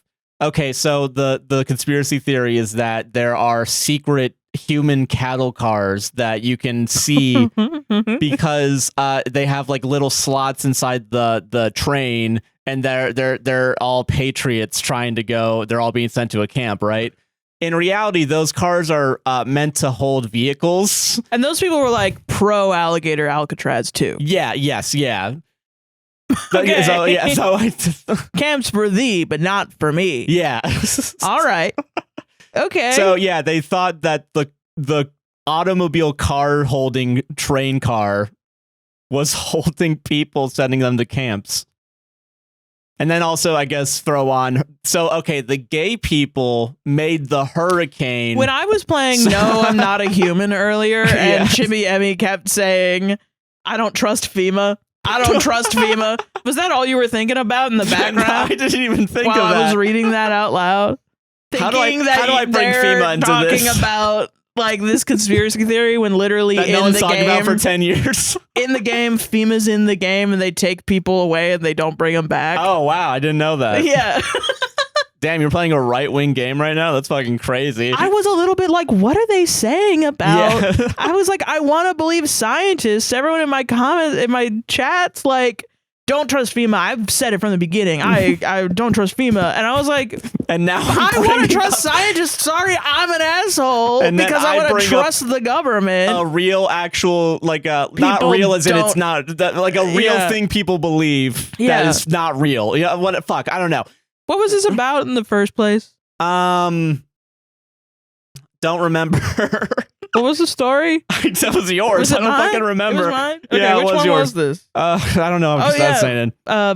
Putting a snake in your bathroom. Oh yeah, put a snake in your bathroom. No, gay people made a hurricane that caused the snakes to go to Thailand. When I worked hospitality, yes, customer service, people would go make a beach vacation and then they would message. I would literally had a response saved on my computer with how much this would happen. People would come to me and be like, what the fuck, it's raining. What the hell? What, are you going to do something about this? Made it rain. And I would be like, no, it's fucking rain. Like, I would have a response that was like, I'm so sorry, we don't control the weather. Like, I would literally have to have a...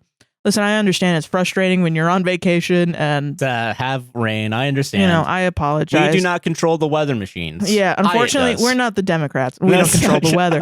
And they would be like, "This is bullshit. I deserve a refund." And I would be like, "Let me ask my manager." My manager would be like, "No, obviously not. Why obviously are you not, you fucking idiot." And I'd be like, "All right, great. Thanks for telling me no. That's all I wanted. That's all I needed." Hey, so my manager said no. Can you believe that asshole? And then they'd be like, "What an asshole." And I'd be like, "Yeah, well, have a good day." And then the rain would be cleared up because they went to Florida. Yeah, and then they spent 30 minutes on I'm going to yell at this guy for 30 minutes and then it cleared up. And they're like, oh, well, actually, it's fine now. So, okay, gays cause the rain, but yelling at a gay stops the rain. Yes, yeah, being aggressive. I figured it out. There we go. Yelling at a service person is what solves all your problems, is what old people have We figured it out. Yeah. Yeah, and it was always old people. It was, well, actually not like 80s plus, like 70s plus. They were always extremely nice. Yeah.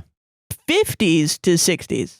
Maybe sometimes 40s. No, yeah, I can understand sometimes 40s. But now, like, millennials are getting to be 40. I'm sorry to bring it up. And they would... Yeah, you're not better than your Gen Xer and Boomer parents. Sorry. Okay, no, you literally are. Like, you're nicer to customer service. Millennials are nicer to customer service But if you change after this, all right, fucking, I'm on to you.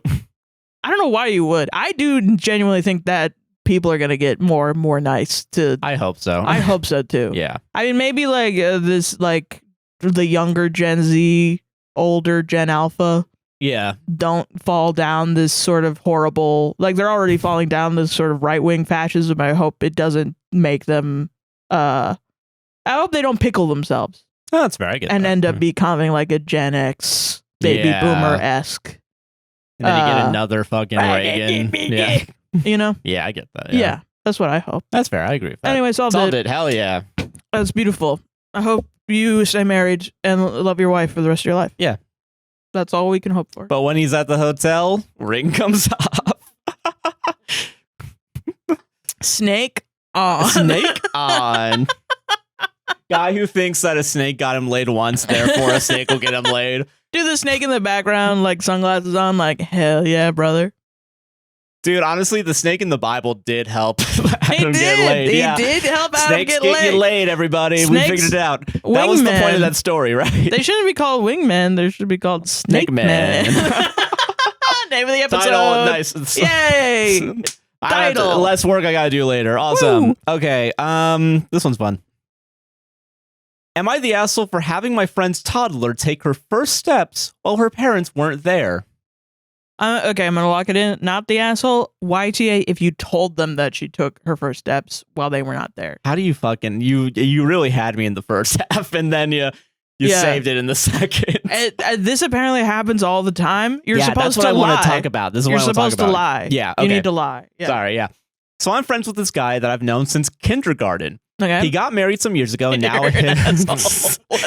yeah, we go way back, and that's why I fucking holy crap. He got married some years ago, and now him and his wife have a little baby girl, and she's currently at toddler age. Mm-hmm. I come over often enough that I'm used to seeing the little bugger, and she's great. I don't have any other little kids from family or anything in my life, so it's been great seeing a little human grow. Every once in a blue moon, they ask me to watch her for a few hours. My friend and his wife get some daytime or whatever they need to do. So I was hanging out with her, and I know that they've been trying to get her to take her first steps. I read a trick where if you make them hold something, then they will walk without holding onto a surface. So I gave her a toy and filmed it, and it worked. Oh, you filmed it. Okay.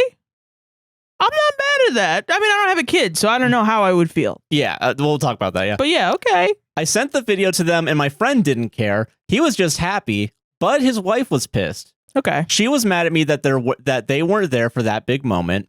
I don't have the type of relationship with her where I can have a deep one-on-one with her, but I talked to my friend about it, and he's not upset with me, but his wife still is. She thinks I robbed her of a key moment. I did get it on film, but I get what she's saying. Yeah. I had no malicious intent, but was I the asshole for getting the toddler to take those first steps? I honestly didn't think the trick would work, but it did.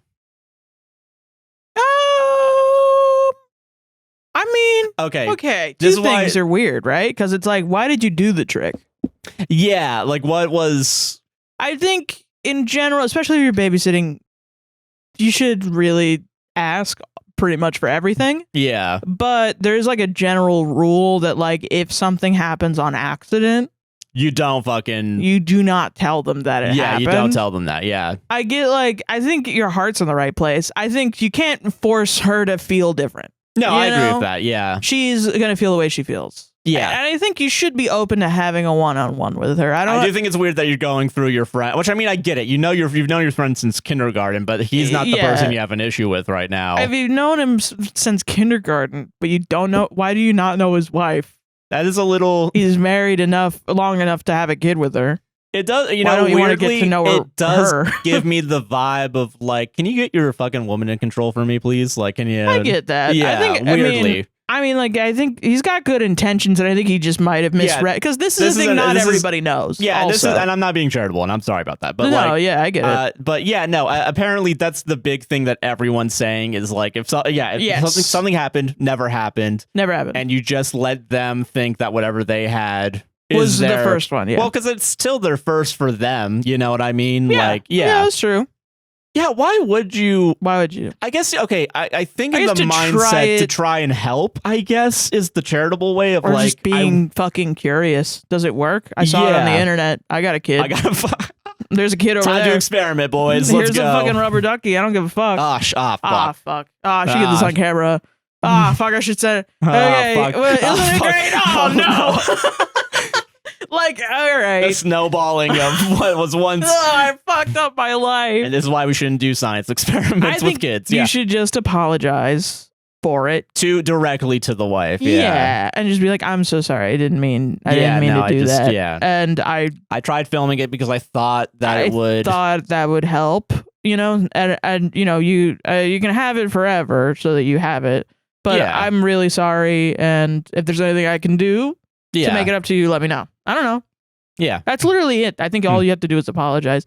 It's up to her if she wants to forgive you or not, you know? Yeah, I agree with that. But it's like, it's valid, whatever it is. That's her kid, you know? Mm. You don't fuck with people's kids. Man. Yeah, I get that, yeah. It's like, I think really light YTA. That's okay. You know what? A light YTA I think is fair. Yeah. That's fair, yeah. Yeah. I feel like with my sister who has a kid, I do feel like if she had, my niece had like a special moment, I kind of do feel like I wouldn't want to tell them. I would not tell them. I want them to live in the fantasy world that they've got it. Yeah. Yeah. Well, because also it's their kid. Like, I don't fuck. Like, what? Also, my thing is like, who's to say the kid didn't get up and start walking around in their crib when no one was looking? That is true. That is true. Yeah. Who's to say this is the first time they ever walked? It's nice though that you have a clip of it. Yeah. That to me makes them really not as too much of an asshole. Yeah. That gets away most of it, but also I'm not a mom and I don't know how it feels. So I think there's a different feeling when it's your kid. And here's why I think it's a different feeling. It is because if you're the mom, you're the one that carried the kid for 9 months. You went through the pain of labor. Yeah. And the dad sometimes is kind of just there. That's like, I recognize, like, I feel like as a woman that hasn't had a kid yet, I sometimes feel like like I have like a male understanding of, well, not really, but like I guess I'm like I haven't experienced childbirth. Okay, yeah. So yeah, we don't need to gender it. I haven't experienced childbirth, so I don't know the bonds between mother and child from the mother's perspective because I'm not a mom. Yeah. So like I can't really judge somebody's feelings on that. So I'm not gonna be like she's acted up. That would be crazy. And I know all about this because I was born and I was a pain in the ass. So I know exactly what not to do. That's a good bit. I wish I could tell all the dude. Okay, I got. You know how they have like Mozart for babies? Yeah. It should be how to not be a dick for babies when coming out of your mom's womb. It's so funny to think that you were a kid and you were getting up late at night to go and watch fucking, what was it? Was it Clerks? No, it was Jay and Silent Bob Strikes Back specifically. And the part with tits, right? There wasn't like, it's not like there weren't tits in that movie. There's tits in Mallrats. Was it? Because there was some point where you kept rewinding the tits part in Mallrats as a baby. This is what your mom told me. She did not tell me that. I'm gonna ask her to see if she's made that up or if it's real. I mean, there's a part where there's like looking at sexy women in Jay and Silent Bob. No, and I guess there's also a point where they do kind of just zoom in on someone's tits. So maybe that might be it. It might be that. Yeah. Yeah. She never told me that part of it. You were there when she told me that. I wasn't paying it. Why would I listen to my own mom? You probably were disassociating in the corner, probably. Yeah. Why would I? She's gonna listen to my mom. Oh my God. She's gonna say some crazy shit. I don't want to fucking be there for that. I'm thinking about how I'm gonna save my fucking RimWorld colony because 5 people are dead and I need to still get blood for one of them because they're a vampire. It's bullshit. This is why I don't fuck with vampires in RimWorld, man.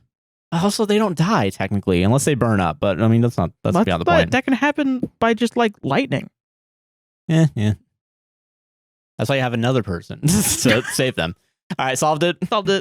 Am I the asshole for breaking up with my boyfriend after he hesitated when I asked if he'd date his longtime female friend? Ooh. Well, what's the hesitation? Was it like, no? Whoa, what? Yeah. It's so crazy. It's like a fucking Looney Tunes character. Whoa. Like that's Train whistle comes out. Ooga. Wait a minute. I could have fucked my female friend this whole time. Eyes pop out of his head. Yeah, head. Gets smashed by a fucking piano and there's a big hole in the ground and he falls down like a little feather or something. Yeah. Anyway, I broke up with my boyfriend after realizing I couldn't get past how close he was with his longtime female best friend. Even though he had been quite amazing, caring, and thoughtful, honestly the best guy I had ever dated otherwise. He had also said he saw a future with me and wanted one, which made the decision even harder. We had been dating for a couple of months and I noticed some yellow flags about their dynamic. When we talked, I told him that most of what I was noticing about their friendship was probably subconscious, things he might not even realize he's doing. I didn't blame him for it. He insisted he's never seen her as more than a friend, even mentioned once he thought she might have liked him, but he didn't like her back. So I asked him directly, if she showed interest, would you want something with her? He hesitated. Okay, all right, that's point blank. That's a pretty direct question. Yeah. You should, yeah. When I asked why, he quickly said he wouldn't. But by that point, it already felt like a contradiction. I knew my answer, and I ended things. For context, earlier, I had felt uncomfortable with their closeness. He had brought up twice a story about how their friend group just found out she lost her virginity, or sometimes he would just mention anecdotes about her, reminiscing about how they bonded in the past. He compared me to her once, saying she usually handles it this way. All right, that's a little... When I messed up, though he apologized after I talked to him about it. While we were out shopping for him, something reminded him of her, and I suggested he get her a gift, which he did. At one of his performances, she was the first to hug him, even though her boyfriend and I were right there. The most recent thing that stood out was when we hung out with her and her boyfriend, she asked someone to take a photo of her, and even though her boyfriend was already reaching for his phone, my boyfriend jumped up to do it first. During that hangout, she also grabbed the water bottle he had just bought for himself and drank from it. He admitted that he had been attracted to her before and had intrusive thoughts, but stopped himself because it didn't feel right. They had known each other for almost a decade, with a few years apart, and spent a lot of time together. They had already gone on several trips with her, and her boyfriend were planning a month-long trip that winter, even though we were still early in our relationship. She had rarely been single, but he had. He also never asked girls out unless he was sure, so it was likely he didn't pursue her for that reason. So I've, once again in a band, so I'm usually around. Usually there's a lot of men in music, especially with like electric guitar and bands and stuff. Yeah, I get what you mean. So there's a lot of barriers to being the only woman in the room and not acting like this with any of these motherfuckers. Yeah, I get that. Yeah. I'm usually like, don't fucking touch me. Treat me like a fucking equal. What the fuck is wrong with you? Holy shit, you're a child. You're like a baby boy. How does your wife deal with you? How does your girlfriend deal with you? What's wrong with you? Can you believe that I'm not in a band now? No, I can't believe it. No, Man. I can't believe it. Yeah. I just chastise them. They're pretty much all the time. Like, how is that even happening, dude? Yeah. And I usually am, I think, biased the opposite way with things like this, where it's like, I think my boyfriend is a crush on his girl best friend because I've been accused of that when I'm usually so overtly not like that. Yeah, that you overcorrect. I'm frustrated that sometimes my friends' partners are like still like, you want to bone my boyfriend because everyone does because I'm attracted to him. And I also think that's really dumb. I also think it is inherently like kind of sexist in the way that like you don't think guys and gals can't be friends platonically. Yeah, I am a big proponent of that. I've always been friends with dudes my whole life, and that for a while was a big red flag for nice girls, quote unquote. And I hated that always because I'm into records and all this other stuff, and I've always been around dudes. And to be honest, most of them are like, their sexuality is usually bisexual, some flavor, and also usually their gender is also a little bit up for grabs. Debate, still figuring it out. I get that. Yeah, they're usually still figuring it out. So it's like, it depends. But at the time that I'm friends with them, they're usually they identify as dudes, boys, men. I identify as a dude. Anyway. So it's like, I always thought it was a bit ridiculous. This seems weird. I would never, ever pick up a water bottle my friend bought and drink from it. That is a little too close. That's too strange. Yeah. I have talked like I think when I was like, if you have like long-term friendships, sometimes you're like, can I talk to you about a sexual thing that happened to me that I want to talk to my friends about? And it's like, this fucking happened to me. Can you fucking believe it? Because it's just like life. You know? Yeah. It's not like we're going to talk sexy to each other. So here's exactly how I did everything. Yeah. Yeah, no. And why it felt super good and you guys should try it. Not with me. It's like, is this girl fucking around on me? Yeah. Like, what the hell? Yeah, I get that. Or yeah. it's just like, let me tell you this story or this something. little wacky thing that happened. Yeah. Or I went to the gynecologist or something like that. Or like the doctor put his finger up my asshole. Can you believe it? God, like, how'd you miss? Fuck. How'd you miss? Anyway, All okay. right, moving on. Anyway. Yeah, and I would never act like that, though. No, I get that. Yeah. You know?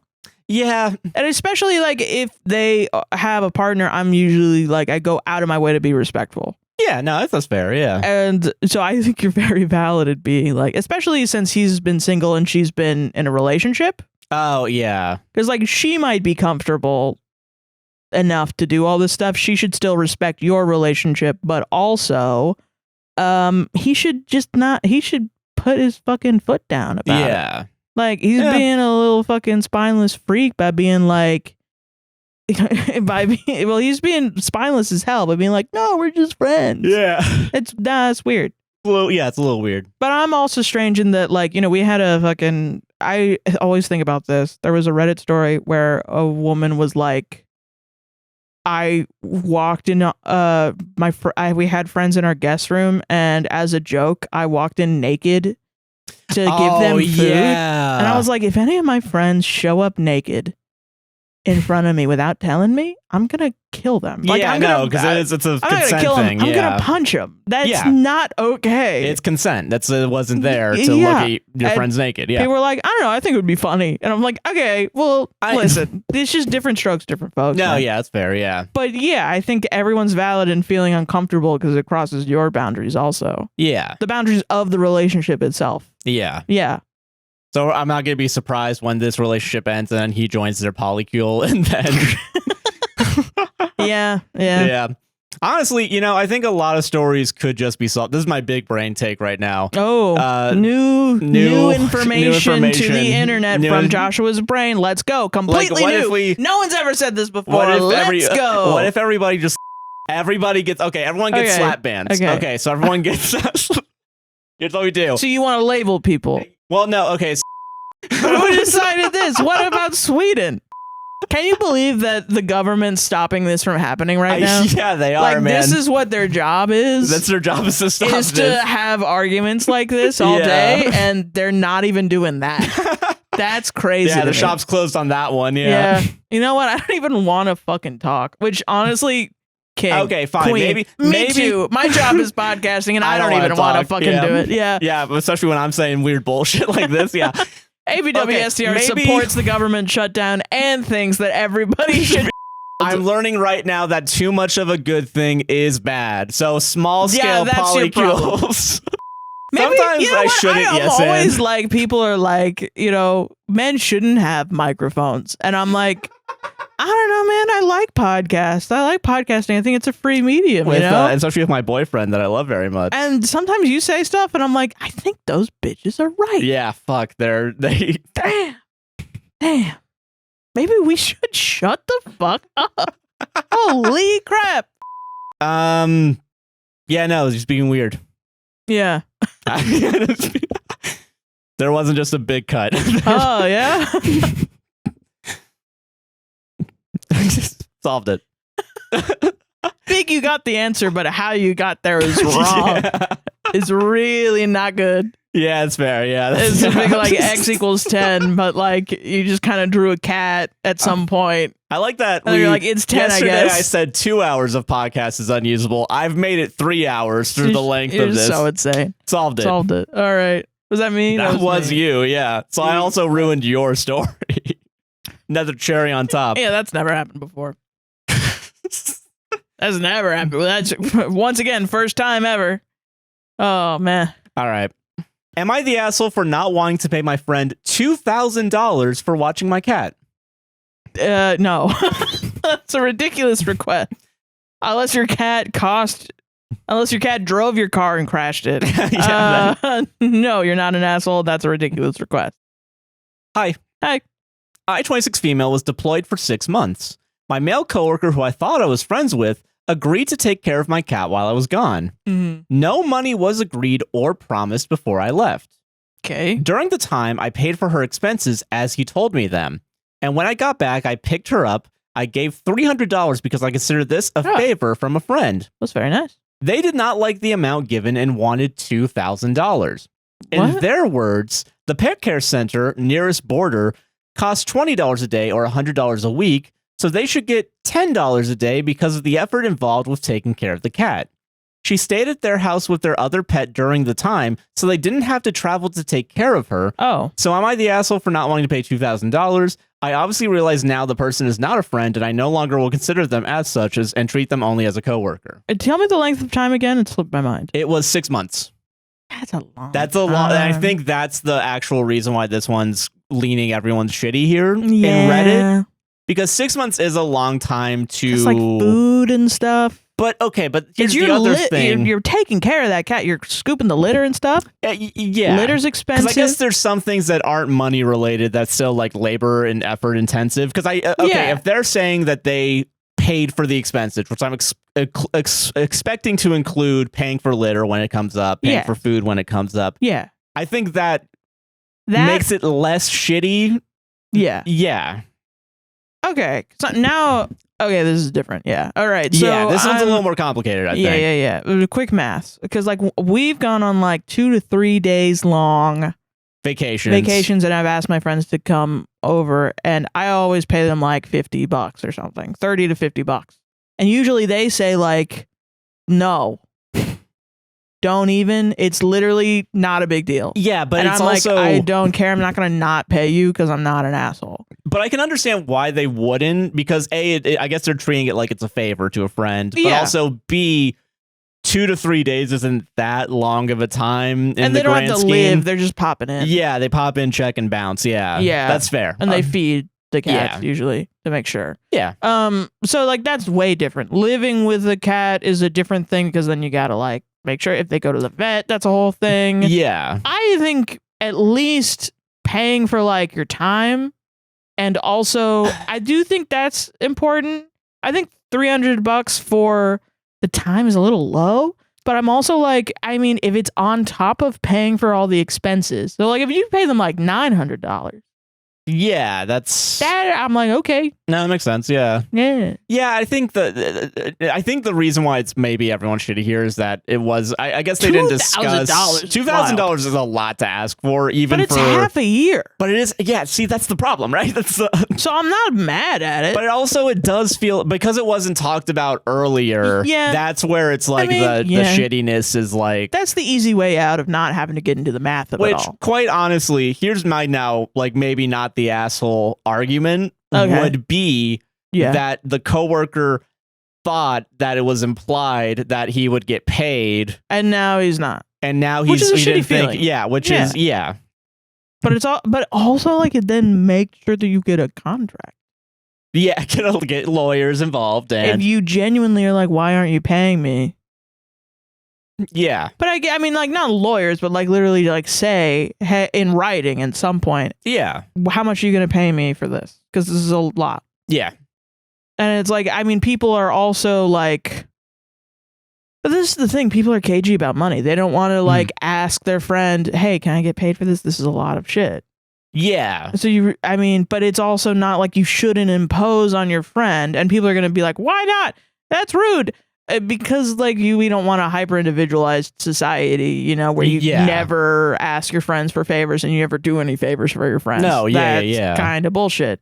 But how much is a favor, and how much is a literal work that deserves to be compensated? You know what I mean? Yeah. Where's the line? And the line is different for everybody. Like, I bet you if my friend, he is so giving with money and he is so humble with money that I literally have to fight him to give him money. Like, he sent us $50 2 or 3 months ago that I need to pay him back, but we haven't been able to. Yeah. And I bring it up sometimes and he's like, I don't even remember, and you should just keep it. And I have to be like, I'm going to send it to you. I don't actually remember if I sent it to him. I might have done it and I forgot also. No, yeah, I get, yeah. But I'm a little bit like, come on, dude, can you get on my ass about this? so that I remember to do it. And then I'll get my ass to fucking working on the Beartober. Make sure that shit gets pushed out. Yeah, like please, dude, what the fuck? And it's just wild to me that you could even get into a money dispute about $2,000 in the first place without being like, how could you expect $2,000 from someone and they never said that? That's a little wild. That's wild. But then it's also like, how do you give someone your animal for 6 months and you're like, $300 is fine? Like, do you think a banana costs like $10? Banana costs, Michael. $10? Like, your idea of money's crazy. Yeah. Yeah, everybody's shitty here. I guess. Yeah. I'm taking the cop out. Everybody's shitty here. I guess that's maybe more the reason why people are saying everyone's shitty here, because like, it does feel like a cop out, but it's also like deeply frustrating that you're both really bad at communication, and I'm bad that I have to think about this now. Yeah, that's fair. I'm sorry. I think that's why I also picked this one, because I feel like it was a more complicated one, and you want to know. And I want to know your opinions on it, I guess, because I agree. I'm just like, what the fuck? Because it's like, what the fuck? Yeah. At first, I wanted to know your opinion of also what the fuck, because I want to make sure I wasn't going wild for thinking what the fuck. $300 in my mind is like 2 weeks. Yeah, I get why. And especially if it's not agreed upon, it's like extra, like fun money. You know, like, yay, you did a thing for me. Yay, here's $300 that I set aside this whole time. Yeah. Oops, I'm a good person. That's what you're supposed to do. Yeah. 6 months you come back and you give him $300. That's like leaving a fucking penny for your waiter. Yeah, weirdly. And you shouldn't be thinking of your friend as like doing it, but they are doing a service for you. Yeah, so you should be nice to them. Yeah. Okay. They didn't have to do it. Here's why I'm bringing this also, up, right? They're only asking for half of the fucking day price of the boarding a pet.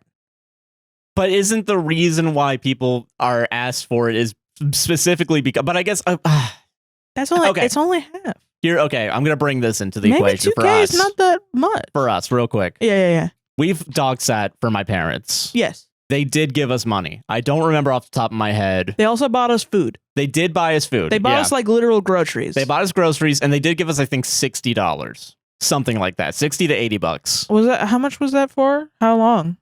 A week. Because they went on a cruise. Yeah. However, it was because, and they told us this specifically, was because boarding the dog would have been like $500 or like some crazy number. Yeah. Do you think knowing the number before, like, or even after looking after the dog does feel a little bit like, but because I understand wanting to save money. No, you're asking me to apply logic to veterinarian prices, and that doesn't fucking exist. That's not a thing. You're asking me to split an atom or find a new element on the periodic table. Yeah, that's not real. Every single one is fucking different, and then you'll ask them, and somehow with the very specific thing that you need, you'll Google it, and it'll be like, that's a valid number, $5,000 to save your cat's life, and then you're like, God, fucking. Fuck. It's like, but then it'll be like, oh yeah, some people nail trim comes free to $7 million. And you're like, what the fucking shit? Are you gonna fucking like, are you gonna inject my cat with gold or something? Like, what the fuck? I don't get it. The gold keeps them alive. And the gold keeps them alive. Cats thrive on gold. And then when they die, you can pay That's me why back. There's so many pirate cats.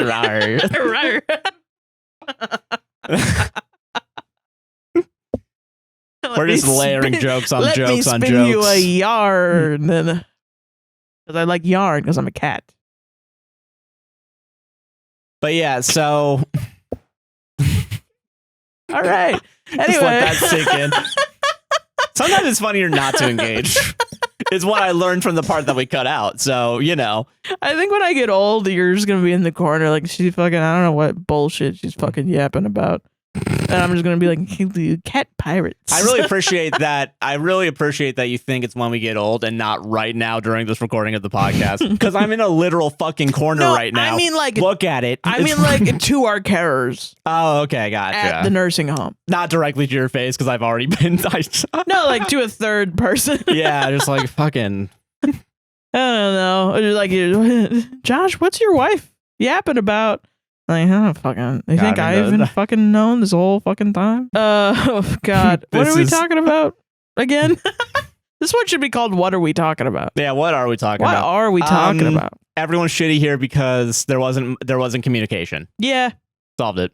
I don't know. I will say the thing about your parents only giving us $60-$80 for a week is they also bought like $120 worth of groceries. Yeah, that is fair as well. Yeah. Yeah. And but they also left us $20 for like a pizza or something also. Yeah. They did also give us like money up front from food. Yeah, that's true. Yeah. And they're also like, if we called them for food, they would send money to us for food. Yeah. But also I guess it's a communication thing. Yeah. So they communicated with us and it was clear what was going on. They didn't know how much money to give us because we didn't ask for any because we got to live in their house, their beautiful house. Yeah. For a whole week and take care of their beautiful dogs. Yeah. Who we love. Yeah, we were just able to do that. So I didn't give a fuck. That's fair. And I understand. It's for family too. So it's not even a coworker or friend. Yeah. This is why the contracts thing gets brought up so much because every contract is different. The point of a contract is that both people agreed to binding elements of a contract. Yeah, for one specific thing. I get it. Yeah, you're making a choice to agree to something. Yeah. You know? Yeah, I understand that. So like if I cat sit for my friend's cat and I was like, no, I don't want any money, and he was like, all right, I'm gonna hold you to that. That makes sense for him because if later his cat gets sent to the vet and I call him and I'm like, hey, can you pay for this vet bill? And he says, no, I'm not supposed to send you any money. Then he can bring that as evidence to court. Yeah. And then the judge will be like, that's dumb. You're an asshole. Pay for your own fucking cat. Is your cat on? Yeah. Do you own the cat legally? Yes. Okay. You should be paying for the vet bill. Yeah. Pay for the fucking cat. Yeah. Versus, like, okay, I'll take this amount of money. Here you go. Blah, blah, blah. That's why pretty much with money, it's not, people think that it's like judgment. That they're already assuming that it's like a prenup, man. Yeah, they're assuming that you're gonna be greedy and you're a gold digger. You're looking for how to milk money out of your friends, and it's like, no, you just are saving your ass. Yeah, which I will say, pretty much every person I've ever talked to that has been in a marriage has told me to get a prenup. Yeah, it just makes it for easy shit if you get a divorce. Yeah, which can go south really quickly. Yeah, but that's not what this is about. Story. Yeah, but no. Yeah.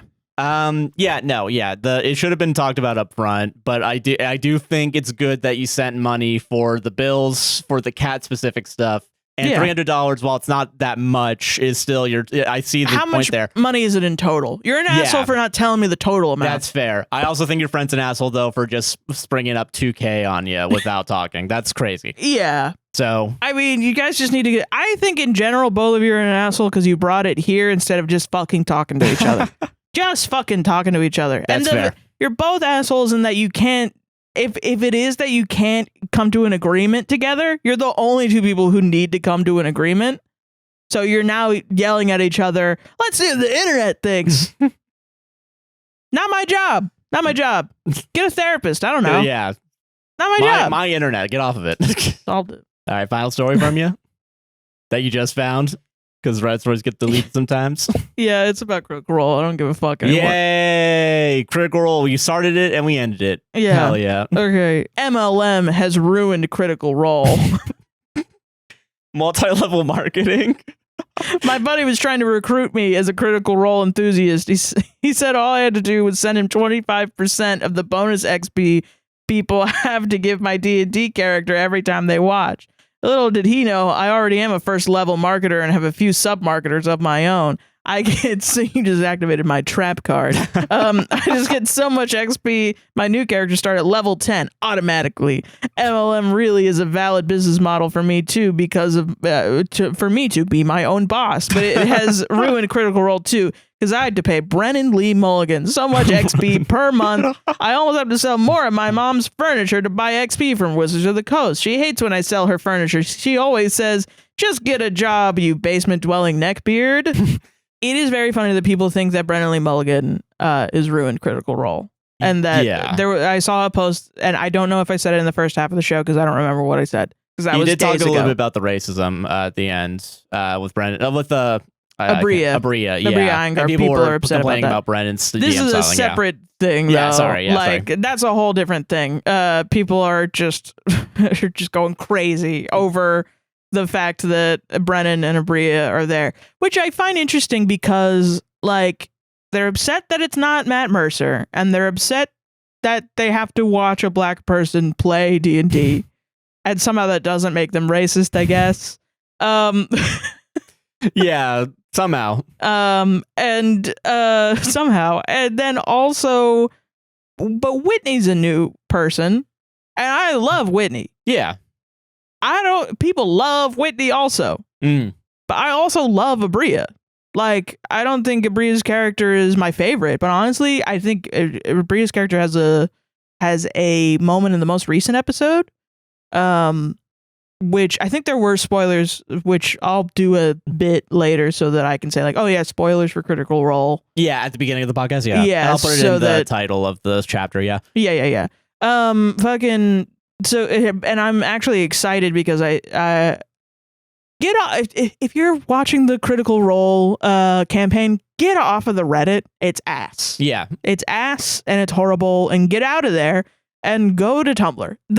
Everybody loves Abria's character on Tumblr. Oh, that's nice. I've seen so much art of her character that it's genuinely probably like holding me through the days where I don't get to watch Critical Role. Hell yeah.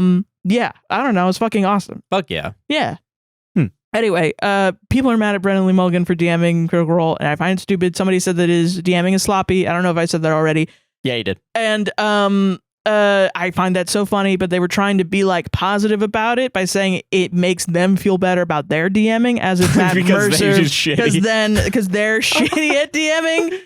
And me saying this is making me a better person. Yeah, they're normal. It's being normal. Matt Mercer is just a god. Yes. Whatever. Fine, but why whatever. can't we all just admit to ourselves that we're normal? Matt Mercer's a god, and honestly, what Brennan does is really fucking hard. Yeah. Someone asks me, like, hey, what's the name of this NPC? I'm not going to make it up off the top of my head. And if I do, his name is Greg. Yeah. His name is Greg every time. Don't know why. It's always Greg. Yeah, it's to punish you for asking the question in the first place. Yeah, you know not to ask me that, you fucking dick. But, you know, it's... I don't know why you're looking at me. You know you're doing this to me. The fuck? You're like being like, oh, I cast Speak with Animals on the Gopher. What is the Gopher thinking about? DM? Okay, yeah, all right. The group has done that, yeah. Suck my ass. That's what he's thinking. Ooh, boy, I want to chomp on some nuts. Is that what you want me to do? Huh? I'm your little monkey. I'm your little dancing monkey. Huh? In front of you? Huh? Is that what you want? Fuck you. Solved it. Trying to have fun with my friends. Solved it.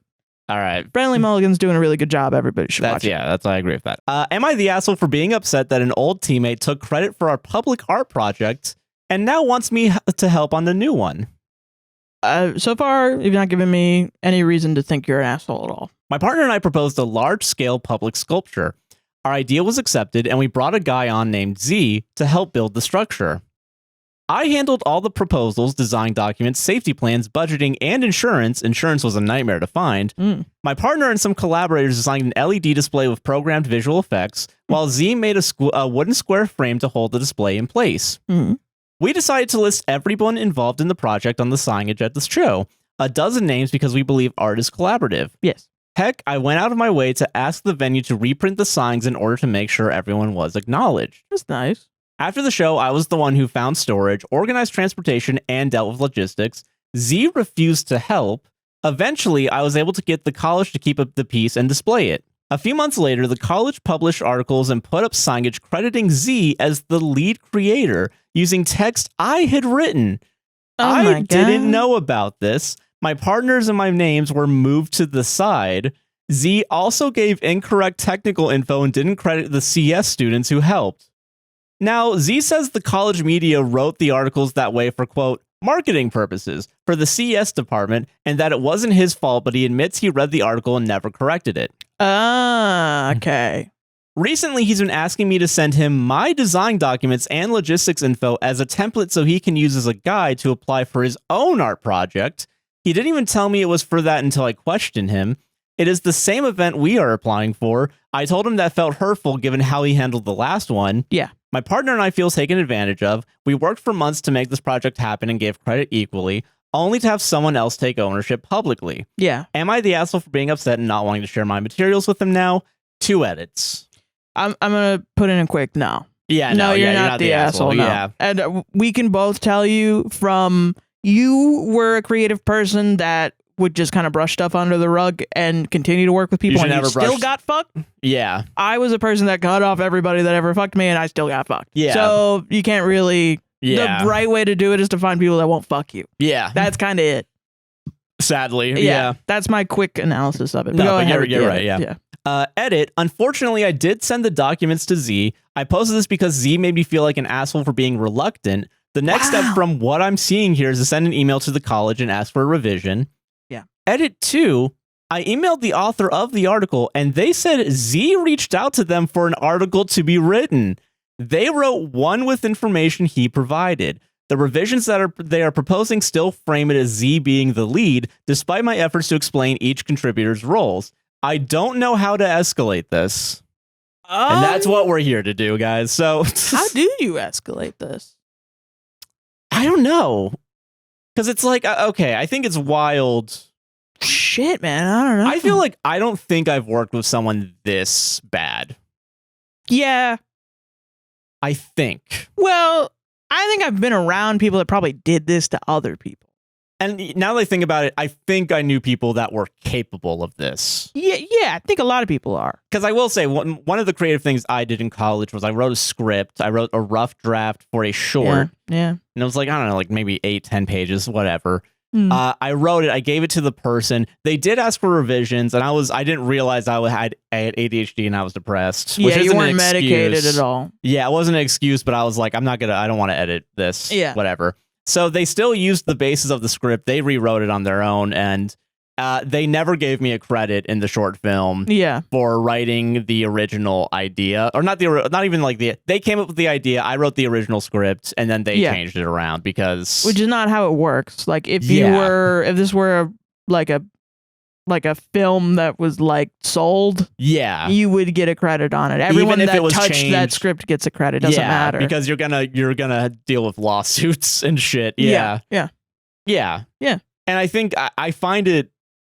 Dude, okay, but if they made like a newspaper article, like in the Orlando Sentinel, that was like, I wrote this movie, and I'm so cool and awesome for having written an original film. It's one of those things that you don't know about until you are a creative doing work and then collaborating with people that you start to be like, wow. And then people tell you that it's not even worth doing. Yeah. Like, this is the thing that makes people stop. Yeah, and then you also are like, but also like AI is definitely where the future is. So like, what it just does what you do. It's just so like to be an artist and to be so shitty to other artists is like doubly. It's like almost unthinkable, weirdly. And if you're someone that's not an artist, you might be like, why? Duh. I mean, I'm a CEO and I fucking backstab people all the time. That's expected. And it's like, right. And it's like, whatever. But it's just, there's not that many of us. Yeah. Who else in your city is going to work with you? You want to get on people's good sides so that you can continue to work with them. Yeah, pretty much. Yeah, like every artist is like, well, I have an idea and I need a lighting guy. I worked with a lighting guy who's really cool. Let me talk to him first. Yeah. And he's the guy that gets the job first. Yeah. And if he says no, maybe there's another guy that's like, knows that guy or something. Yeah. But still, that guy knows that guy because he's cool and he helped him out on something and didn't fuck him over royally. Yeah. So it makes no fucking sense to be so up your own ass that you fuck over a fellow artist. And you have to like move town to even work with someone else because they don't know how shitty like of a person you are. Because I mean, word spreads pretty fucking quickly. That's how I think it will escalate naturally. Like, I don't know if people are going to be like, talk to the board. And it's like, okay, yeah, but I guess, and maybe my point is from an artist standpoint is like, okay, but is his art good enough to get the thing? Yeah. Like it should be based on that rather than he fucked me over once. Yeah. And it's like, yeah, he fucked someone over. Thank you. Sorry. I threw it on the ground. No, it's okay. Like, yeah, he fucked you over and that's shitty. he's still an artist. Like his work is still, there's a lot of shitty people that make good art, and that doesn't mean the art shouldn't get made. No, yeah, I agree with that. Does it mean that you have to work with them? Yeah. No. Yeah. No, it doesn't. No, yeah, sorry. I thought you said it. I thought you said didn't mean to. That's sorry. Yeah. Does that mean that you have to work with them? No, fucking of course not. No, you are forced. You are legally required. I was taught in film school that you got to be able to work with everybody. It's like I find this so interesting. I think about this all the time, but I don't know if I've known anyone that was like a huge asshole, which means I was probably a huge asshole. I knew plenty of huge assholes. Yeah, well, it's like they were still like pleasant to hang out with sometimes. That is true. Yeah. I will say the most assholey person was probably, I'm assuming either a producer or a teacher that was on like that yelled at me because they bought shitty leaf blowers. They were doing a movie that's a horror film like set in a hurricane. Wow, I thought of 3 different people by that description. That's actually really funny. There's that's why I do know a lot of assholes. I was like, oh yeah, that guy. And then you said another thing. I was like, that guy. I actually want to know, we'll talk about this later, I guess, the 2 people that you think this is. Yeah. So, okay, there was a horror film that was like, I guess a student production. I think it was for, I don't think it was for Valencia, it was for something else, I think. And we were, I was an intern with another guy's like art interns, quote unquote, because we got roped in the MLM Ponzi scheme that's, hey, yeah, no, you get a credit on this, because my friend at the time was like, yeah, you should do this. And then I think he didn't show up. I think he wasn't even there for the shoot. Oh my God. Or if he was not in the same area. I think it might have been because... I thought he was there, because I don't remember him getting mad about that. And I would have been. I don't remember if he said he would be there or not, because there's, whatever. I don't know. But it was me and another guy, and we were doing like artsy stuff, like we were getting moss from trees. Also, they were saying like the moss was like some sort of bad moss, I think. What do you mean bad moss? I don't know. Like, get me better moss. I think it might be a moss that when I looked into it, it's like it's more of a pest than it is like a plant, I guess. I don't know. But like there at night, we had to simulate a hurricane. How could you know that? That's what I mean. I don't know. Yeah. Like you have to be certified in moss identification. And honestly, probably was some bullshit someone said on set. I don't know. Okay, but like there was a point at night where we had to use leaf blowers to shake the it was taking place at an abandoned like airport, like airfield. So there was like metal sheet buildings, and we were supposed to just wipe it basically with the lawnmowers, have the air hit it, and like have the leaves hit it, whatever. My lawnmower, not lawnmower, but leaf blower wasn't working. And they didn't tell you how to use it. They didn't tell me how to use it. They just expected me to know how to use it. And you were like 19 also. Yeah, this is maybe 20. They were probably looking at you like, you never used a leaf blower before? I've never used this one. Yeah, I've never used one it's where also they have just weird to think. I think. Yeah, where like the gas engine is on your back, it's one of the backpack ones. Yeah, and like on fucking SpongeBob SquarePants. Yeah, where they literally have their shit on their back. Yeah, and imagine some old white guy with that yelling at SpongeBob SquarePants for not knowing how to use a fucking leaf blower. Last episode, you're a bottle of milk. You're a gallon of milk, and now you're I'm SpongeBob getting yelled at by the leaf blower. All right, here's how I'm going to describe the guy so you can definitely re-trigger me. It's an old white guy with glasses, graying hair. He wasn't bald, but he was getting there. And fuck him, whatever. I know you hate this guy. I hate him. I hope. I don't care. I'm so glad I brought the anger out of you, because you were really pushing it down. You were like, at least I get a credit on IMDb. I didn't get a credit. And then you didn't. And then you're like, well, whatever, it was good experience. No, it wasn't. No, it wasn't. I hope everyone on that set right now. I don't care how old they are. I know that. I hope that it's either. I hope it wasn't natural. I hope it was a. Even the people I liked, I don't care. I'm okay. I'm okay throwing a couple people under the bus. I don't care. That's crazy. I mean, that guy was an old man. Yeah. Yelling at a kid. That's fucked up. Yeah. I don't care. Yeah, that's fair. I don't give a shit. I wasn't there. But yeah, no, I would at any point in time, and I do regret it a little bit, but now that I know that the shit that would happen with you, it was just kind of like anytime you were in like my first band, I feel like the lead was like, we ended up making music that I felt like I liked when I was making it, and then when it came out, I was like, I don't know if this is what I want to do forever. And then my friend was like, well, I can't wait to make a lot of money. And I was like, well, that's not what I want. Yeah. And they're like, you don't want to make him a lot of money? And I was like, no. And I was like, it was just like, I was like, I want to make art. I don't want to just make a lot of money. And they were very much like, no. And it slowly, I felt like, started to become like, this is my band. I'm the front of the band. Oh, yeah. I'm going to oust you by learning I'm going to learn guitar and learn all of your parts and all this stuff.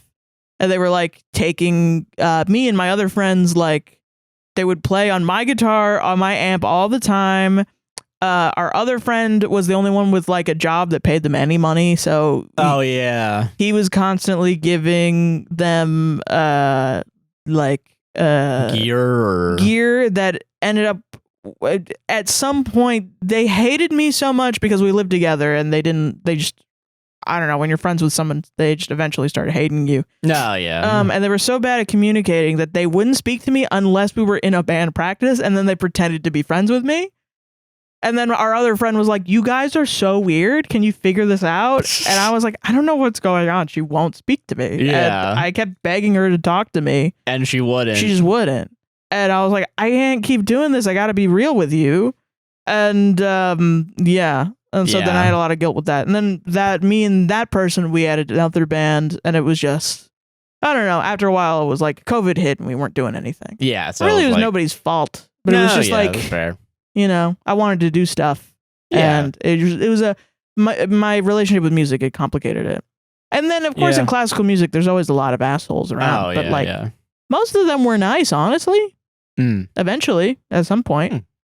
That's good, at least. You got to find the good ones, you know? You got to find good people. There's big personalities. And that's kind of the problem also with creative work is you never know. Yeah, what's a big personality and what's an asshole personality? Yeah. Because sometimes it's the quiet ones, too. Yeah. Sometimes it's the quiet ones that'll fuck you over.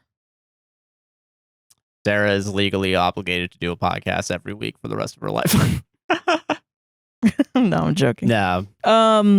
But yeah, no, yeah. So it's like, I hope they're all okay. Because in my mind, they were all kids. All right, here's one more reason why I think everyone should be. Sorry, I remember. Uh-huh.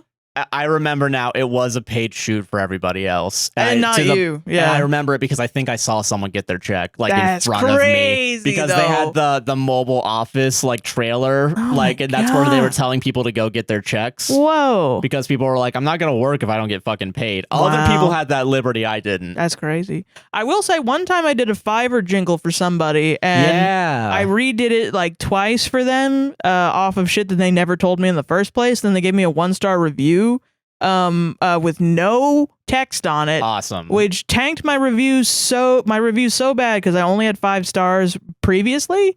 That I stopped showing up on people's pages and it like made me not do jingles anymore. Yeah. And that had made me at that point in a month like $200. That could have been a career, and that guy fucking fucked me over by being a shitty communicator, and I hope that guy's dead. Yeah, that was fair. There you go. We got there. I will say the one guy from Fiverr that I think is yeah. Oh, yeah, the guy that said that you didn't. I don't speak English. Yeah, you weren't non-native a fluent English speaker. Which, by the way, I found out later in my life trying to do like weird side jobs that were creative. I was like trying to find writing jobs and stuff. There are jobs out there that test your writing by getting a sample, and they say on their shit that you need to be a native English speaker. Really? So I think maybe that guy was trying to get you to write an article about whatever. I probably to send to this job to get a job, and then it denied it because apparently these jobs deny native English speakers a lot. No, yeah.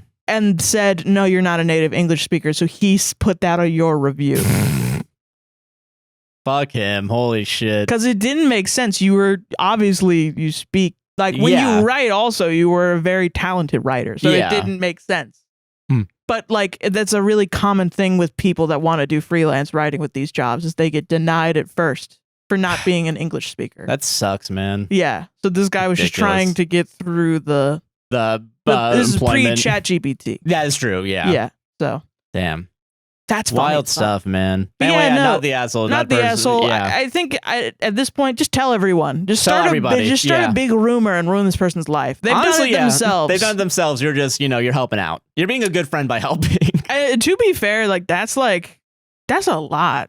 That's a lot to say you did. And then at first I was like, oh, okay, this is probably just the school fucking up. Because that's usually what it is. The crazy thing is like you explaining it still, and then like the paper being like, I don't fucking know.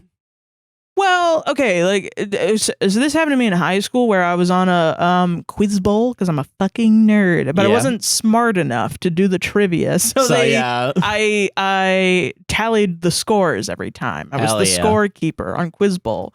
And then our quiz bowl team won because we had just like a group of like 10 geniuses one year. It was fucking insane. They were the nicest people possible, and I hope they're alive. They're probably saving lives right now. Honestly, I don't even fucking know. They're fucking crazy. I know one guy's name is in my head because every teacher was like, this guy's awesome. And I'm not going to dox him and say his name, but like, oh my God. Yeah. He's the nicest person ever. Fucking piece of shit. Being nice and smart. Fucking asshole. But yeah, our Quiz Bowl team won, and in the morning announcement that said, like, everybody congratulate your Quiz Bowl team. These two names and Sarah O'Hearn. And I was like, everyone looked at me like, I didn't know you were that smart. And I was like, I'm not. I didn't do shit. I didn't do fucking shit. I did not do this. See, that is I did not do this, but that's the right way to do that, is to be like, I keep score. I keep score. I'm not a fucking nerd, guys. I swear to God. Yeah, I just play viola and I'm not attracted to anyone. Because if you try to like make someone else's fuck up your advantage, it's gonna come out at some point that the other person so whether it's through someone admitting that it was a fuck up or you like not being talented enough. And then next time you do the quiz bowl, you're the first person. That also happened to me just because of seniority. I don't know why my teacher did this. They put me out there. They said like the answer was tessellation. I said tesseract. I said Tesseract because of the fucking Avengers. Awesome. Because of the Avengers movie. Same thing, you know? Yeah. And everyone looked at me like, are you fucking kidding me? And they put me back on the scoreboard. Fucking Iron Man would have gotten that right.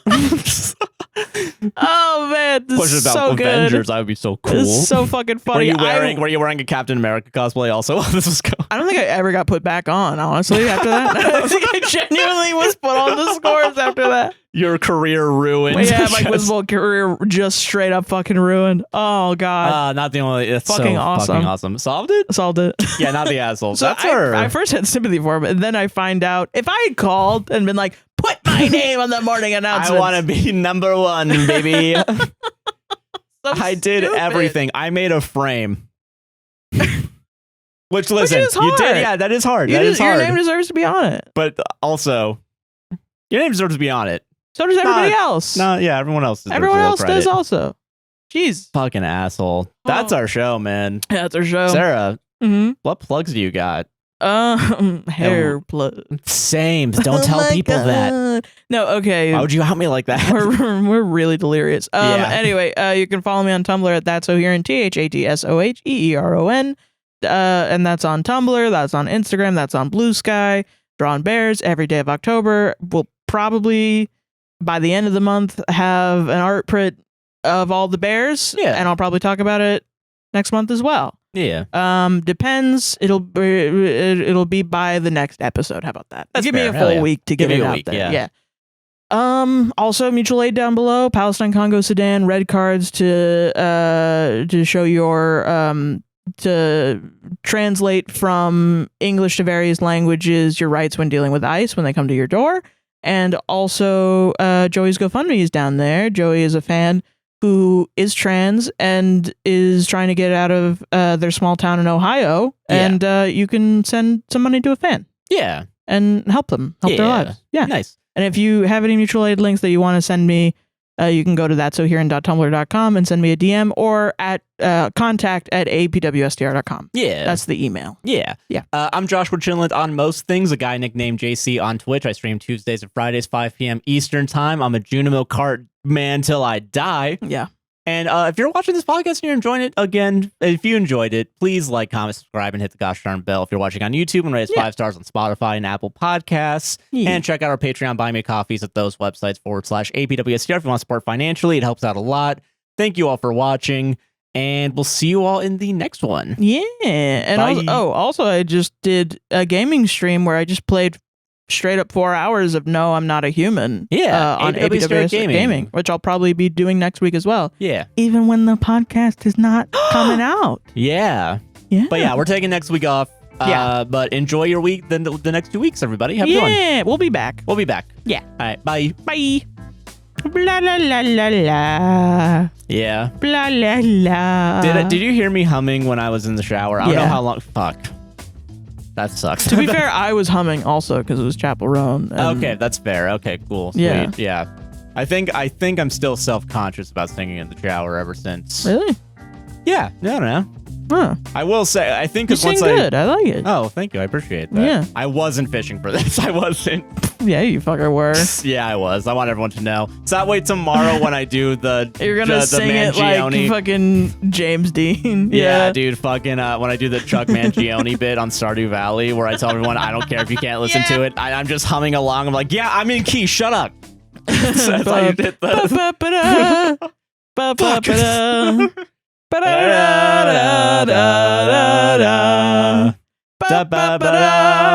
That intro's so sad. I know, right? Holy shit. Yeah. Bye. And then the sax comes in and it's like, and it's like, fuck, we're straight up fucking now. Yeah. Music is good. Music is awesome. That's the lesson. That's the lesson, guys. We finally got there. Tell your friends. I was in class once, and one of my friends, who was just this like really well-meaning lady, just sits down and goes, "Music is awesome." We were all like, everyone else around just pointed and laughed. That sounds like a Jeremy Colhane like bit. Yeah, music's epic. Wake up, kids! You got the dreamers disease. Okay, there we go. We got there.